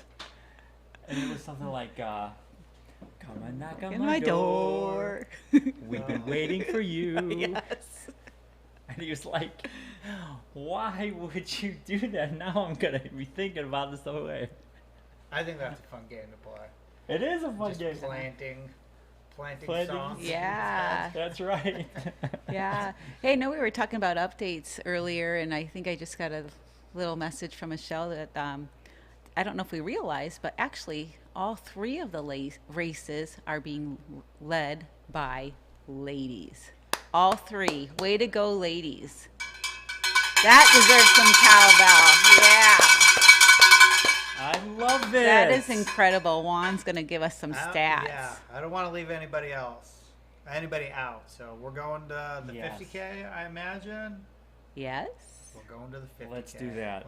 It's going to take a little bit, so No problem. Okay. Hey, you know what else I got? I got my medical thing here. We can Well, talk about yeah, the let's- importance of having a good medical kit. First aid on the trail. First aid kit, yeah.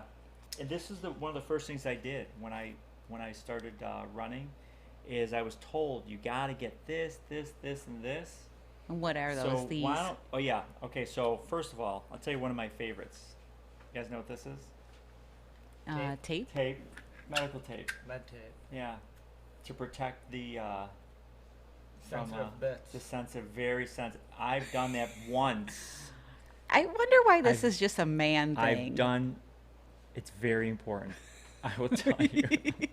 I've done that once, and you never want to experience that pain ever again. Let me tell you. I'm not as smart as you. I think I've done it 100 times, and I just One don't learn time. my lesson. And so I'm very conscious. If I'm going to do anything over 10 miles, I put it on automatically. Yeah. All right, so we got Rebecca Gregornick, and I'm sure I butchered that. 24 miles down. She's at Bluff Road. She's got about 7 miles left then. Wow. Came through in, looks like 3 hours, 58 minutes. Fantastic. And then second place is Nick Geibler. So he's run this race quite a bit of times. So congratulations to him from Plymouth, Wisconsin. Third place, Candace I'm so horrible. Why am I doing this? Candace Knutson from Wauwatosa, Wisconsin. So 2 of the top 3 in the 50K Excellent. Wow. are females. So great job to them.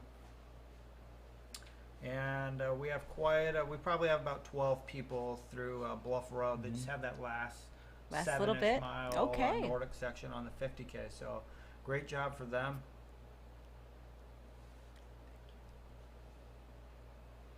And if you guys are trying to find updates on anybody and can't find it, just put it in the comments. We'll try and look them up for you, see where they're at.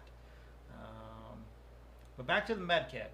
Okay, so a minimum, you need to have a phone, right? Especially on trail runs. Oh. You know, so I don't know how many people know this, but I broke my ankle and or leg in March running on trails. Oh my. And I slipped on ice, probably like a mile from my truck, you know? Yes. And I had a lot of people ask me, like, well, what did you do? Most people ask, did you have your phone? And when you're laying there with a broken leg and your foot's dislocated, oh my goodness, you do have a phone, you're very thankful. Absolutely. Yeah. You know, so I just say if you are going to run on the trail, especially if you're running by yourself, yes, you're going to be a ways out there, definitely at least carry a phone so you can try and get a hold of somebody if something happens. You know, I tell people all the time, if I didn't have my phone, I would either had to scoot on my butt a mile to my truck, or wait for somebody to find you. Find me, yeah. Yeah. So, that is really, really good. That's probably number one for your medical needs, right? Yeah, I would say so. Is your phone. Yeah. What else you got for us? Okay, for me, the next most important thing to prevent chafing. Vaseline. Yes. Vaseline. Very. That's a super size. It is. Well, it's important. Yeah. Yeah, and I know some other people use different. Yeah, like, Desitin or Desitin, Aquaphor right. or I actually found this product from the hospital. Squirrel nut butter, right? Oh, squirrel nut butter, Yeah. definitely. There's a product, I can't think of the name off the top of my head, but it's used for patients that develop bed sores. So it's kind of messy, it's pink and kind of really sticky, but it really works well. Mm-hmm. And that's from a nurse. Yeah. So multiple applications. Yeah. And I think that's, you know, the chafing can really ruin your day, especially in a 100-mile race. And days to follow. I've done it once. And especially, you know, humid days like this. Like today, yeah. Clothes start sticking. They're rubbing weird, you know. You're sweaty. You got yeah. salt on you. Salt starts to be abrasive. Salt gets abrasive. So very important to take care I of yourself. pack this in my pack, my hydration pack. Oh. For when I'm on the, you know, like a longer race, I'm on the trail. So you know, if I need it in the moment. Oh, it's more Vaseline. Mini Vaseline. It's petroleum. It's the to-go petroleum jelly. So yeah, it's and something I put in my hydration pack just as to make sure I have it. So there's that. Advil. You know, that's an important component. Right? Advil, right? Yeah. And you got to know, you know, what dosage is good for you, Correct. what's safe. Yes. Right? Yeah. Absolutely. So that, and the other important thing is salt tabs. Oh, we were talking about those earlier with both Dean and Jeff brought that up, and yes, very, very, very important. Mm-hmm. Don't try it on race day. Actually, I say that, but I'm dead. My first ultra race, I was somewhere deep, like 40 miles or 30 miles into 45, and the guy was like, "Do you want to eat these salt tabs?" I was like, will they help? He was like, "They might." I was like, "Yep." Yeah. We always say don't try anything new on race day, but inevitably we do. Yeah. For sure. Especially if you're really hurting, and if somebody offers you a little piece of comfort, you're like, "I'll take that." Yeah, whatever you got, I want. Something to take away the pain of the moment. We're willing to try anything. Yeah, definitely. Right? Yeah, I feel like it sometimes. So what I'll do is I just pack my little baggie. you know, Yeah. with extra salt tabs if I need it. Otherwise, I'll make sure that I have them at my checkpoints, my Okay. aid stations. What else do I got in here? So, this is a good one. Oh, you got to be careful with Icy that. hot. I've used it afterwards. Okay, after. Yeah, so I haven't Yeah. used it during. Yeah. So tell us more, why? Well, if you get it on your hands. Oh. And you start touching your eyes. Oh, yes, yes, yes. Or Other sensitive other bits. areas that are sensitive. Yes. So if you're going to put that on at some point during a race, be sure to wash your hands Got it. thoroughly. Got it. Okay. Okay. Or have someone else apply it. True. Yep. What else do I got? Sunscreen, if you need it? I think sunscreen's probably another. I'm not sure. I think it's maybe another one that's overlooked a lot. Yes, right? definitely. But sunscreen's very important. Looks like they sure can use that today. Yeah. Yes. Yeah, for sure. Yeah, sunscreen's super important. Oh, Tums? Oh, definitely Tums. I've also used like the Pepto-Bismol tabs. Okay. Yeah. Yep. You know what? I've ginger. Knock on wood. I've never had stomach problems. Oh, you got the iron gut. Yeah. Normally, Nothing. if I have issues in a race, it is stomach problems. Yep. Yeah. Last And year's that Hennepin, normally or leads to yeah. all kinds of other stuff. Yep. Well, if you don't feel good in the gut, it's hard to make anything else feel good. It really affects everything. Oh, absolutely. Mhm. That it does. Okay, what else do I got here? I haven't used this. Well, yes, I have. Arthritis pain. Oh, yes. Yeah. That'll go along with your icy hot. Yes. Yep. I've used it afterwards for Perfect. the pain in my hip. Yeah. Oh, I should show you guys what it is here. Voltaren. Voltaren. Yep. Make sure you're following directions.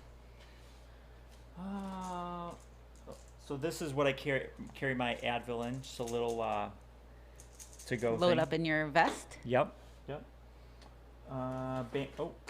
Good pack of Band-Aids. Band-Aids. Yep. I want to get that. And moleskin. Blisters on your feet. Yes, I haven't had to use it yet. I've gotten blisters. Uh-huh. And I had to make a decision. Do I just go with it? Do I you know, really Yeah. start working on them. Is how close am I to the end of the run? Can I just deal with it? And I haven't had to use them yet. I've got blisters, but Yeah. nothing bad enough. How about you guys? I'm gonna this might be a controversial opinion, but I feel like if you are one of those people that every ultra race, your foot just looks like it went through a cheese grater because you have so much blisters, you need to find different shoes. Yes. Yeah, or right? socks, So- or something's not right. Yeah, or socks. And I can see some blisters maybe on your toe, or maybe you're doing a lot of downhill running, or you go through a lot of I don't know, water or something, and that creates some rubbing, and you get a blister. But for the most part, I do not feel like your feet should look like you ran through glass when you finish a race. And I think some people get so caught up in like, I have to wear these type of shoes maybe, and maybe they're not the best shoes for their feet. They don't fit the proper. So if your feet look completely mangled, just maybe consider wearing different shoes. That's a really try something really good new. point. Yeah, try something new. So my feet normally look fairly good when I finish running. So. You know, this helps if you're with your crew, deodorant. I feel like sometimes that could just make you feel a little bit better too. A little freshening up. Fresh smell going. You're like, mindset. Oh, did I just take a shower? Or, you know, just kind of. 100%. So speaking of feeling better by a little, like, you know, freshening up.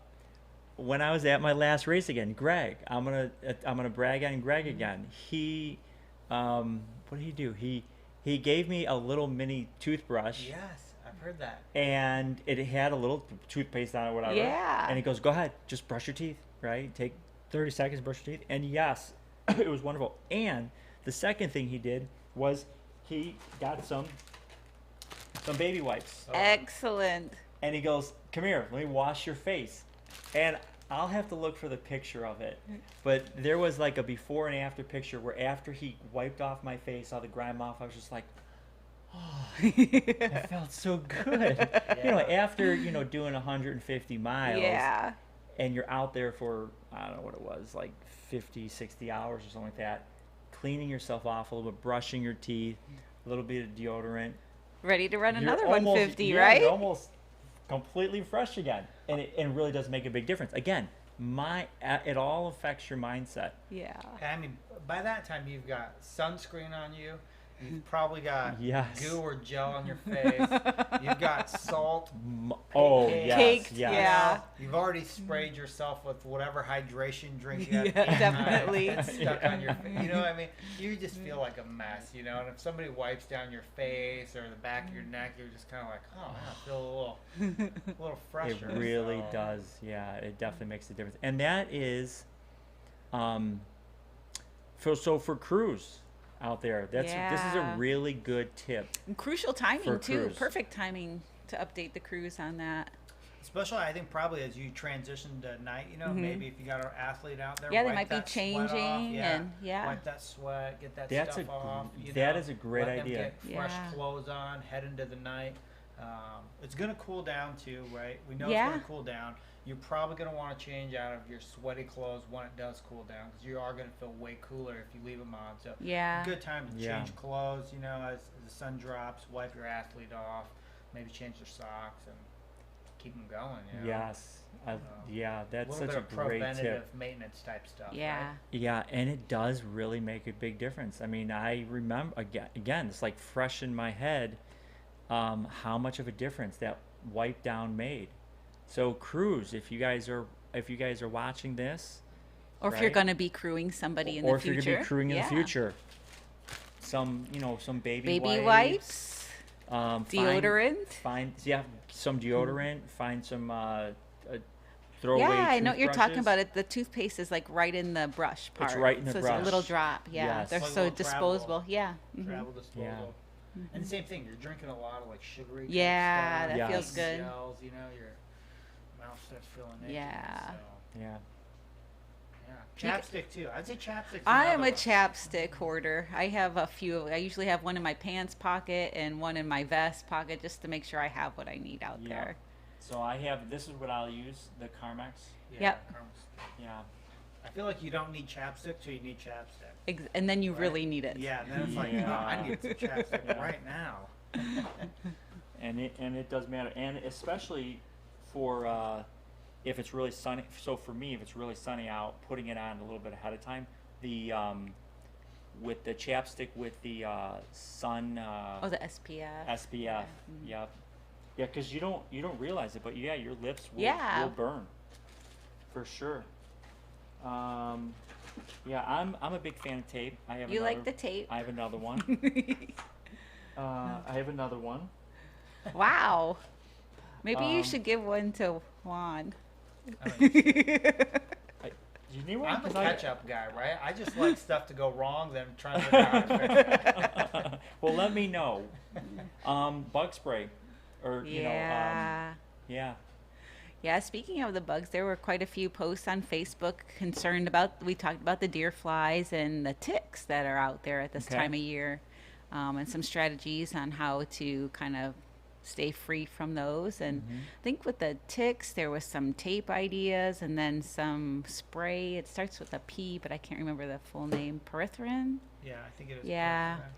With the ticks, like the Meadows area almost looks like it's mowed down or something. Yeah, it did look good. That might be, I would say if you're going to get a tick on you, it's probably going to be because you left the trail to use the restroom or something. Yeah. You know what I mean? Or maybe there might be some areas with some longer grass, but I do know some other spots of Wisconsin have the super bad ticks. I don't think I've ever got a tick running through kettles. Not to say it can't happen. Good. Hopefully it doesn't happen for anybody. Yeah. But yeah. Another thing for the crews, right? Just take a little gander at your runner. Make sure he doesn't got any little danglers on him. Yes. So that you would have a hard time doing on your own. Yeah. Yeah. Right. I probably wouldn't even think about it, to be honest. Nah. No. So. No, that's a good thing to put on the list, right? Yeah. For runs, yeah. Check for ticks, things like that. Yeah, so we talk about crews, and I go back to what we heard from Bronco Billy. Yes. Right. Yeah. Jeff Brown, about how you really want to be able to be responsible for yourself. Yeah. As much as you can. Yeah. I actually have not run with a crew. Well, my husband is an awesome shenanigan man, and he usually will, for the Hennepin, he'll pace me the last 13 miles. But aside from that, I really rely heavily on the aid stations and my drop bags. I think it might eat up some of my time, but at the same time, I felt okay doing so. I didn't feel like I was missing anything by crewing for myself, but I think there's probably pluses and minuses to having both.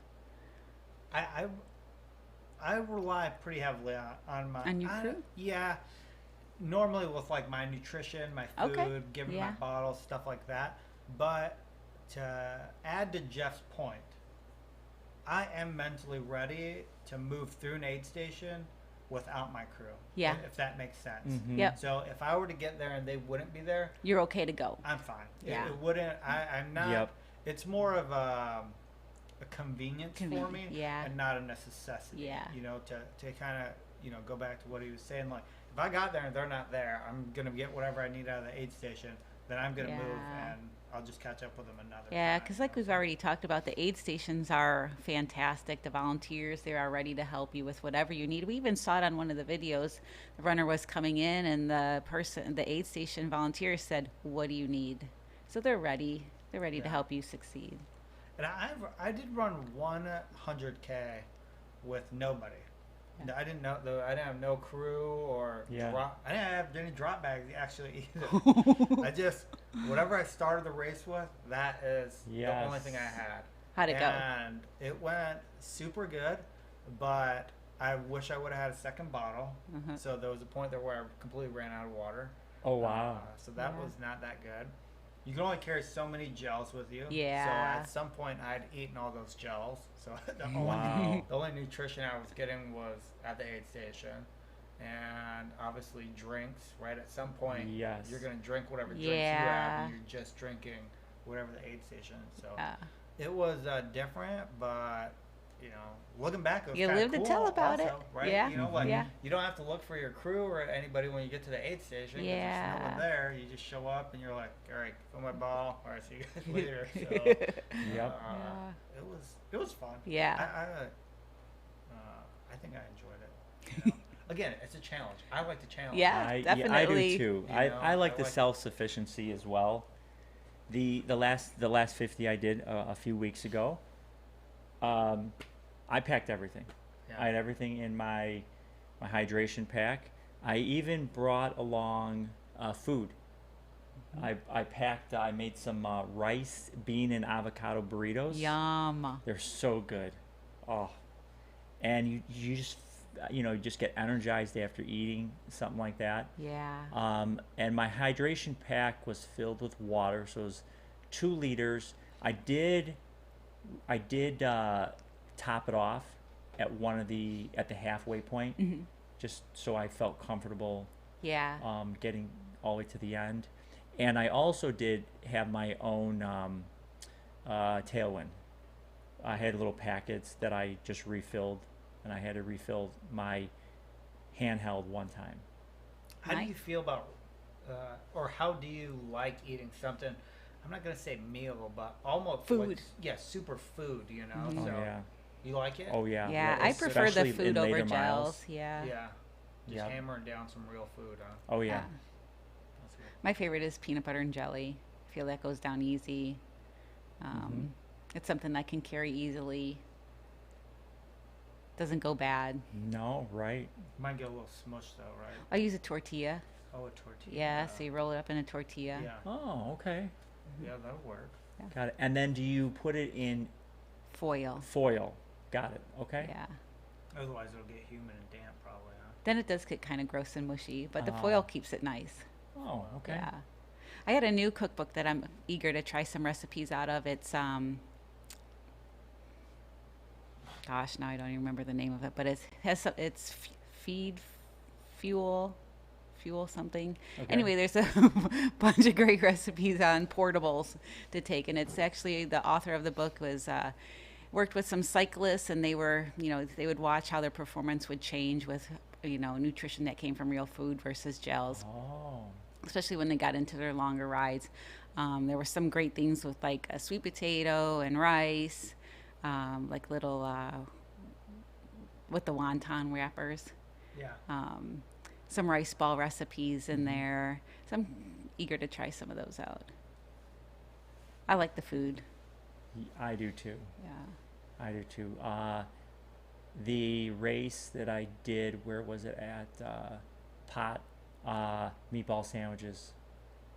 I love meatball sandwiches. What can I say? I feel like, I don't know. I feel like there's a lot of other foods I thought you were going to say. I didn't know you were going to throw down a meatball salad. Yeah, I'm good. And I wonder if they have them. It was 10 Junk Miles. Oh, It was their yeah. They station. are notorious for great food. I think at the Hennepin, don't they have the hog roast? Is that them? Yes, I think Yeah, so. I remember yes. one year I was eating a sandwich and I put one in my pocket for later. I was like, this is so good. I need another one for later. Yeah, and it's so weird. Once you get up higher in the miles, it's like your cravings just take over. Right, for yeah. you. And you're like, what do you do? The selection of the different foods? And then they say meatball sandwich, and all of a sudden my craving is just like, yes, give me one of those. I wonder if our audience could give us some of the items that they normally crave through the race or that they're looking for at the aid question. stations. Hey guys, yeah, let us know what you like to eat. what do you guys crave at the aid station? What's one of your favorite foods? What's a story? Maybe of a food that you ate? Oh, Loretta says use gloves for icy hot. Oh. That's a good tip. Oh, Yeah, that because you is a might not good be able to tip. wash your hands. Yeah. So speaking of gloves, let's get back to the food in a second. I don't want to get off that. I think that's a really good subject. But the whole glove thing, what I did at my last race is there's water crossings. And if I can, I prefer not to like get wet. Like I just. Yeah, I don't like that either. I don't want to get wet. Yeah. But they were awesome. Well, what were they? So they were these booties that slip over your feet. They were disposable booties. They go over your shoes? They go over your shoes, yes. And they go all the way up to your knees. You can get, I think I got like 50 pairs for like $40. Wow. Disposable. Totally worth it.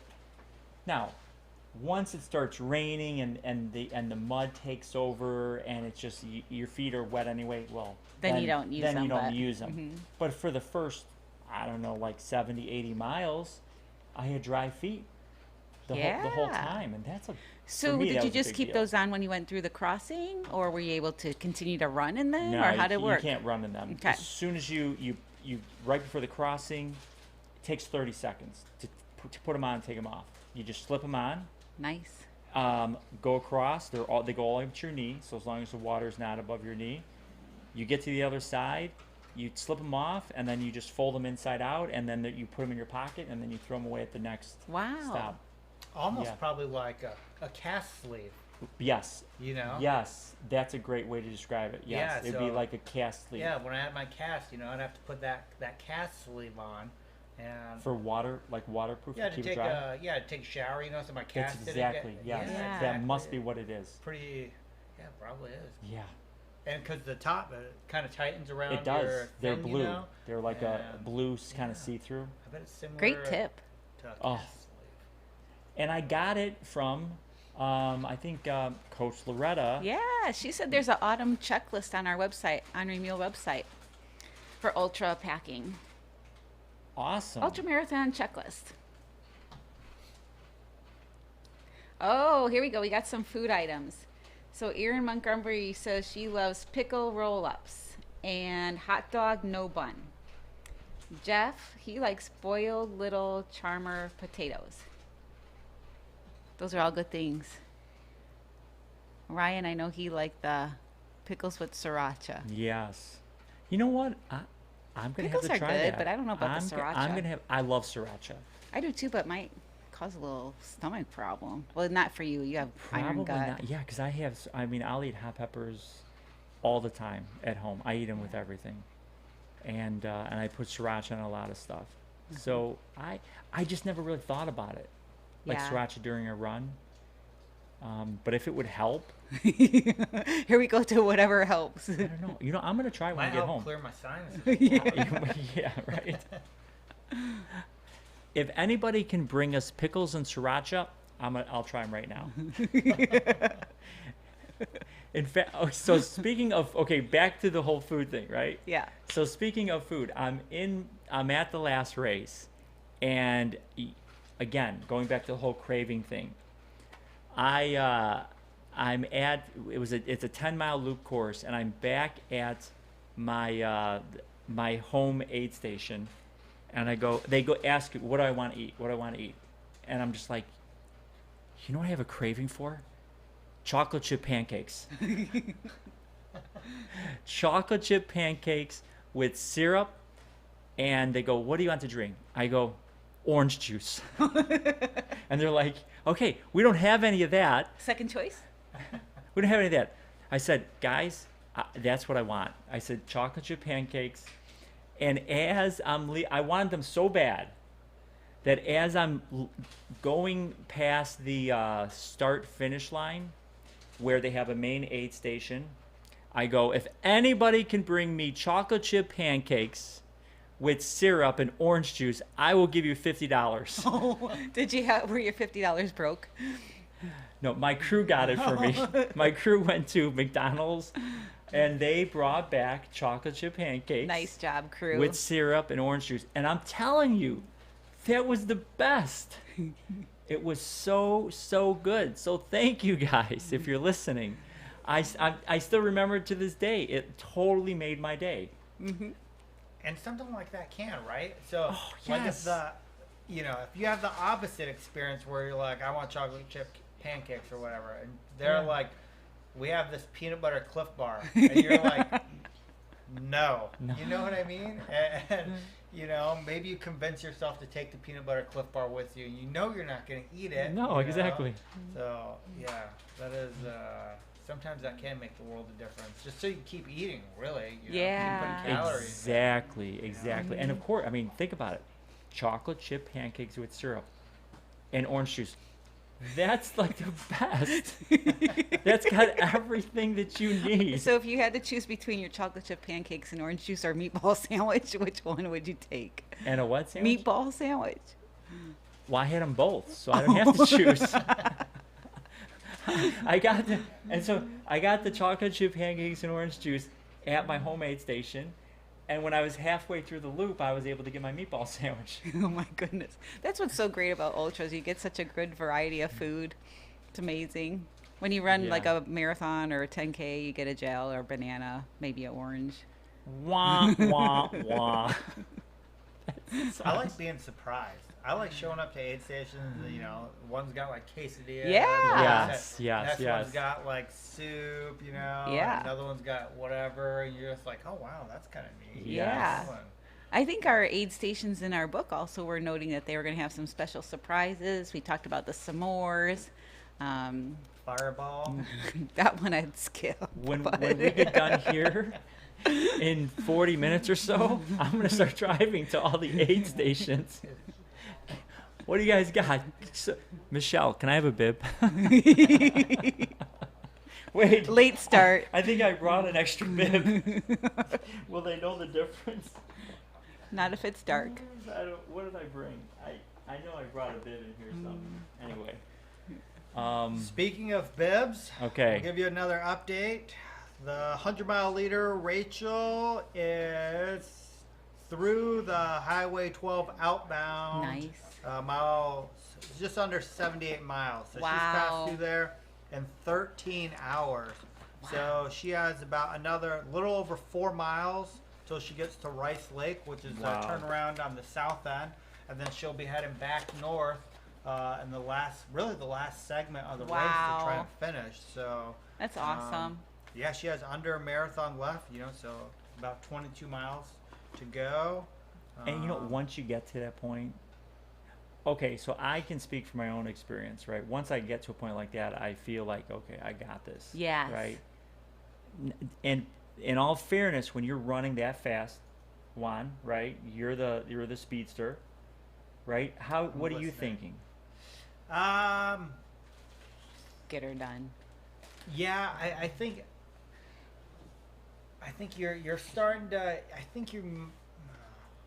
Because you're really pushing hard. Like, I mean, you're really pushing hard. You're getting there. You're pushing hard. Yeah. You're really starting to dig. You know, if I was her, I would be concentrating to get to the turnaround. Right. That would probably be my comfort zone.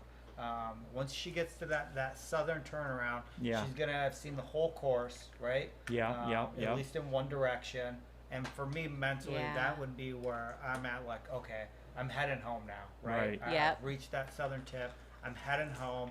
I'm going to get to see whoever's behind me. We're going to pass each other on the trail. So I'm going to get an idea of what they look like, how far ahead I am, that type of stuff. So for me, I'm trying to make it 4 more miles. You know, I'm trying to get to that turnaround and then turn around and head back and see what happens. You know. Yeah. So, and it could go 2 ways, right? So she could either pass the other person, they could look really good, and she could be struggling, or you don't know. They both could be feeling good. So who's our other leaders? So we have to look it up. How far is the turnaround from the finish? So the turnaround from the finish is about 18 miles. It's about 18 miles. Okay. Yeah. So. And to be honest, it's kind of a long 18 miles. I know that sounds crazy, but you got about 11 miles or so, 10, 11 miles from the turnaround point until you get to the Nordic section, which probably feels like another checkpoint of like, okay, I'm in the Nordic section. I'm in that park that's going to take me to the finish, you know. Right. And so, I mean, it's 11 miles. It's There's some hills, especially after the turnaround. You probably have about 4 miles where it's pretty hilly until you get to Highway 12. Then you run in the lake. That's probably a couple miles where it's fairly flat and runnable before you go back into some hills. So it's a long 18 miles. Still got some work to do. You still got some work to do, yeah. So definitely. And that really goes to the point of never underestimate the miles. Right. Never get to a point. And I mean that's the humbling part of ultra. That you know, don't ever think that you've got it in the bag. No, I truly respect every mile. Oh yeah, 100%. Yeah, just appreciate the distance, right? Yeah. Because anything can happen at any time. At any time. No matter no matter how good you're feeling. Yeah. And it doesn't mean don't lose your confidence. You know, don't stop believing that you're gonna do that you can do this, right? Just don't let it get to a place where you get overly cocky about what you think you can do. Yeah, I like to think like that little bit of self-doubt, you need to have that to make sure you still keep doing all the little things right. Yes. If that makes sense. Yeah. You want that little bit of self-doubt of like, oh, I still have 18 miles, like I got to keep it together. To make sure you're still sipping on your water, you're still hydrating, you're still fueling, you're still trying to keep a good mindset, you know? So I think in a lot of ways, having that little bit of doubt can actually help out if you're using it to make sure you're doing all the little things right. Yeah. So if you start spiraling out of control, then maybe it's not a good thing. But as long as you kind of keep it together, and I think it's good. It's not bad. Not bad. Awesome. Yeah. Yeah, it'd be great. Let's see more highlights from the race. All right, Ray, I'm gonna get on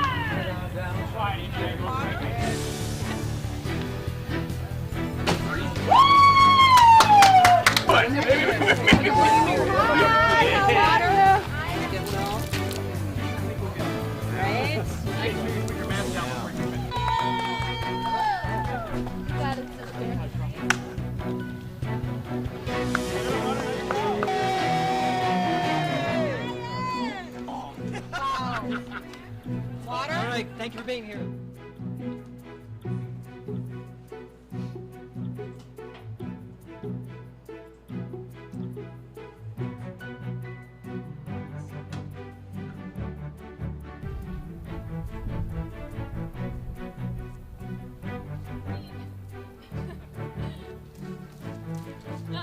Sure, thank you.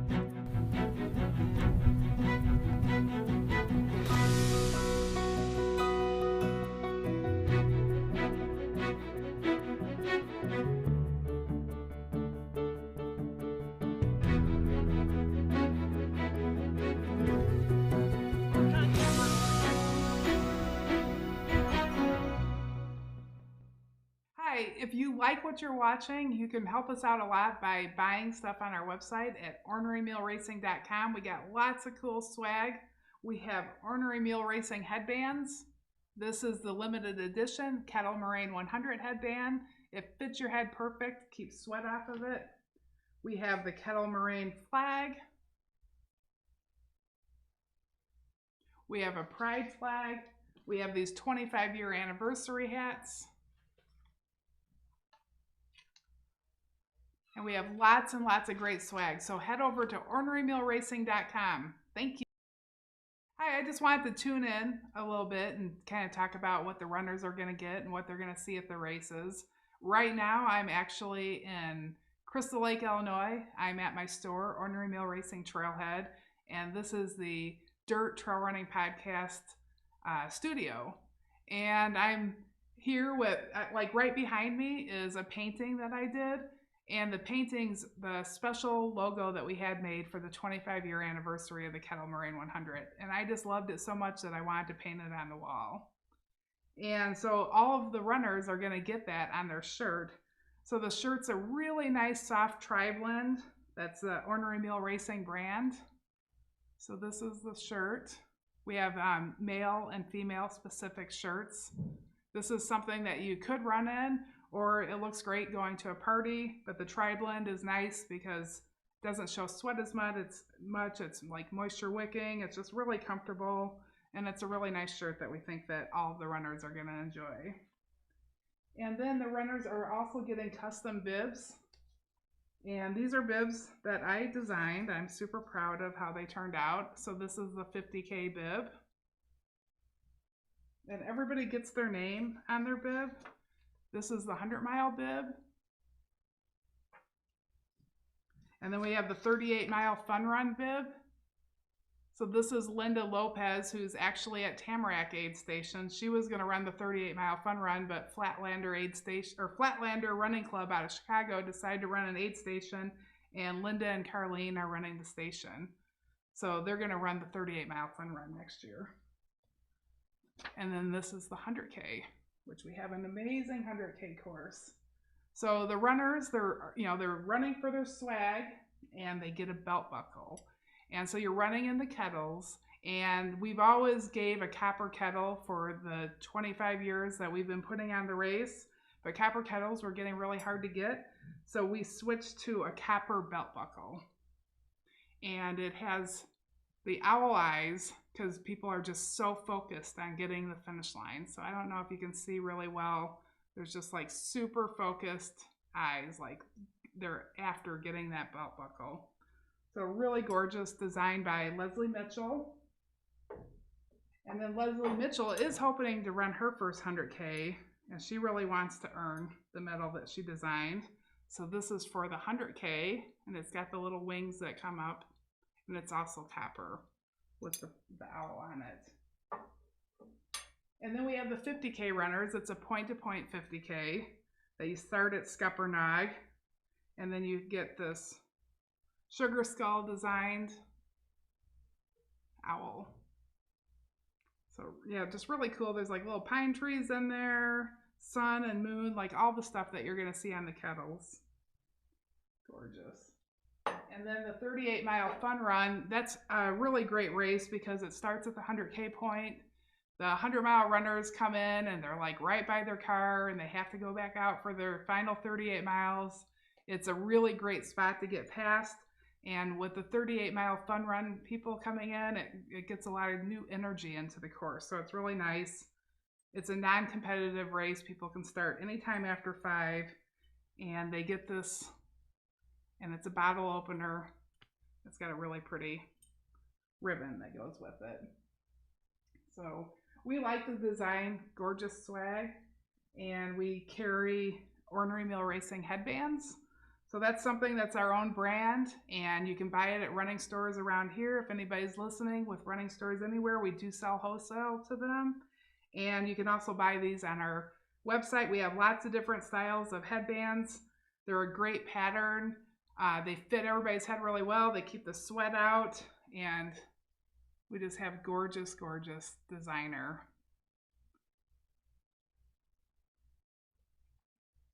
Let's see, what else do we got here? Oh, we got the flag. So this makes a really great gift for crew. It's fun to put in like your workout room, to hang in your car. So this is the Kettle Moraine flag. Just the right size. And then we have these great hats that were made by Local Outdoor out of Colorado. We like working with family companies. And this is a picture that will just remind you of your Kettle Moraine 100 race. It's in the Nordic loop. And Scott Waddick took this picture, and then we had it designed into artwork. And it says celebrating 25 years. This one's my personal favorite. This one's white, and it's got like purple flower or purple pine trees on it, and it's got the owl. And it also says celebrating 25 years. So I think that's it. But yeah, thank you. I hope that you enjoy and keep watching our show. Remember to hit the like and subscribe button. I wanted to show off our really cool awards. So Erica McCarran's, we had her paint a bunch of custom paintings of the Ice Age Trail and of the Kettle Moraine. And we took those designs and then made them into the awards. And this is a miniature version of the first, second, and third place overall awards for all the races. So it's the Kettle Owl. And then it says Kettle Moraine 100 right here in the owl. But just absolutely gorgeous. It's on acrylic. It's really pretty. It's super shiny. It's got a great black bottom. And the overall one's much bigger. But this is just a miniature version that I have for my shop. My shop's in Crystal Lake, Illinois. It's called the Ornery Mule Racing Trailhead. You're welcome to stop by anytime. And then this is also a Scott Waddick inspired picture that we had made into a painting. I mean, I know I've seen this view when I've run the Kettle Moraine 100. So you come around Nordic and you come up over this hill and you can see the finish line and the lights of the finish line. It's just a glorious sight. So we have the gorgeous painting of that site. This is all the age group awards. And then on the back of them, I didn't do it on this one, but I took gold paint and then I wrote which award it was on all of them. And it's really pretty. It's like, I don't know if you can see the acrylic, it just shines on all edges. So it's super pretty. I designed the awards myself. And then for the relays, we got first, second, and third overall on the relays. And so we have a 4-person team. So we got the relay team right here. And this beautiful picture of them running through the woods. And then this is an award that any of us can go for. And I have a feeling everybody's going to be fighting for this. They're going to want to be the last ass on the trail. So this is an award that you can get at all the Ornery Mule racing events. We always like to give the last ass on the trail their own award. So thank you guys for listening. I hope you're enjoying the show. Oh, I hear the cowbell. Yes. We are back. We're in the home stretch. Woo! We're in the home stretch. Well, we're in the home stretch. We are, yeah. I'm gonna bring this out. I'm gonna be the cowbell guy at the Highway 12. Highway 12. I'm heading to you when I get out of here. Excellent. Can't wait. And that should be pretty good because should start getting a flow of runners pretty soon. I think so. So that'll be fun. They'll be ready for you. Am I ready for my cowbell? Yes. Nothing wakes you up like a little cowbell. No, right? You know what I love doing? I'm driving down the road. Oh my goodness. And I see a runner. You bring out the cowbell? That's awesome. I mean, who doesn't love a cowbell, right? Right. And what do they do? They're like, that's for me. Mm-hmm. So we're trying to look for updates to see where our 100K folks are at, but our updates are a little bit slow. So if you have any information, just give us a look on the feed and we'll try to get that announced here. We're thinking they should be about done or close to done. Some of them. Yeah. pretty exciting for Very them. exciting, yes. Well, like Robert said, we're just about ready to take our end of our closure of our time here with everybody, and we thank everybody for hanging out with us today and listening to our stories and listening to Dean and Jeff with some awesome tips and information. And we hope we've inspired you to sign up for an ultra. Remember, it's always your race and your pace. Doesn't matter. Just keep moving forward. I love that. Your race and your pace. Yeah. And that's really the power of ultra, and what Michelle and Ornery Mule Racing provides and gives us the Definitely. opportunity for completely inclusive community, right? We invite everyone, no matter where you're from, you know, who you are, how you identify. We just love you, and we want to give you an opportunity to, you know, to be a part of the family, and just pick a race in your pace, and we'll support you. Yes. Right. Yep. Yeah. Definitely. And I mean, Ornery Mule Racing is almost like a one-stop shop, right? Yes. You're We have- right. We Yeah. have races for you. We got gear for you. We Book got club. Book club. We got coaches. I mean, Yeah. So Right. if It you're is. not doing anything right now and you're like, I want to run an ultra, just go to Log on to orneryracing.com, exactly. Start Yeah. there, and I mean, really get you headed in the right direction. You know? So, Exactly. Yeah. I like that one-stop shop. Yeah, that really, and I would also say that even if you don't want to run an ultra, you just want to be a part of a amazing community, Yeah. right? You join us, you can volunteer. Yes. I mean, to talk about an amazing volunteer opportunity. Yeah. To not just for yourself, also for your kids. One of the reasons why I love bringing my daughter out here is because then she gets to experience being around the community, helping and volunteering, and really getting to experience life where people are living completely, are living full out, Yeah. right? Yep. That's a really good example for her. Yeah, it's a great group of people. Mm-hmm. and meet new people. So like we Yeah. unknowingly both brought our daughters, right? Who are roughly the same age. I know. They got to meet each other. They got to hang out. I you know. So That's awesome. yeah, it's a very cool experience. Yeah, them. for sure. And kids like ultra races. To be honest, especially if you have outdoor kids. So Yes. my kids, they're always outdoor kids. And I Yeah. have a 5-year-old, and she's an outdoor kid. Uh-huh. And I mean, you take them to an ultra race, and they get to be outdoors. They're seeing other people run in. They get to Right. run around. Yeah. They get to cheer. They get to ring the cowbell. You know, kids like it. Yes. It's fun Yep. for them. You know. So It's a great family event. it is. It's a good family event. Wow.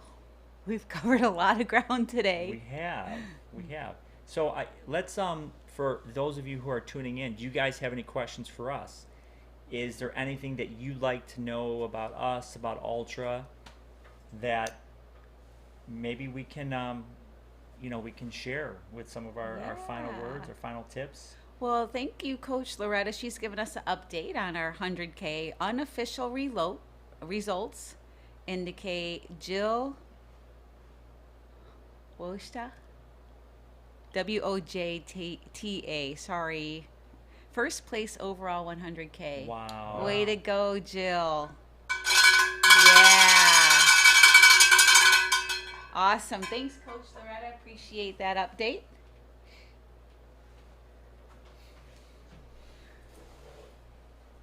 Are you going to look her up for us? I will. Yeah, That's a great let idea. us know. Give us some information on who she is. And we'll just looking that up. Just again, thanks to the like the Ice Age Trail Alliance for Yeah. everything they do. Thanks to the DNR. Again, if you guys are feeling generous, you could donate to the Ice Age Trail so they can give us more trails. Right, to they're working on a use. challenge right now. I think it's called Pleasant Creek Challenge, Yep. where they want to add additional 1.5 miles to the trail and Absolutely. 58 or 54 acres of prairie. So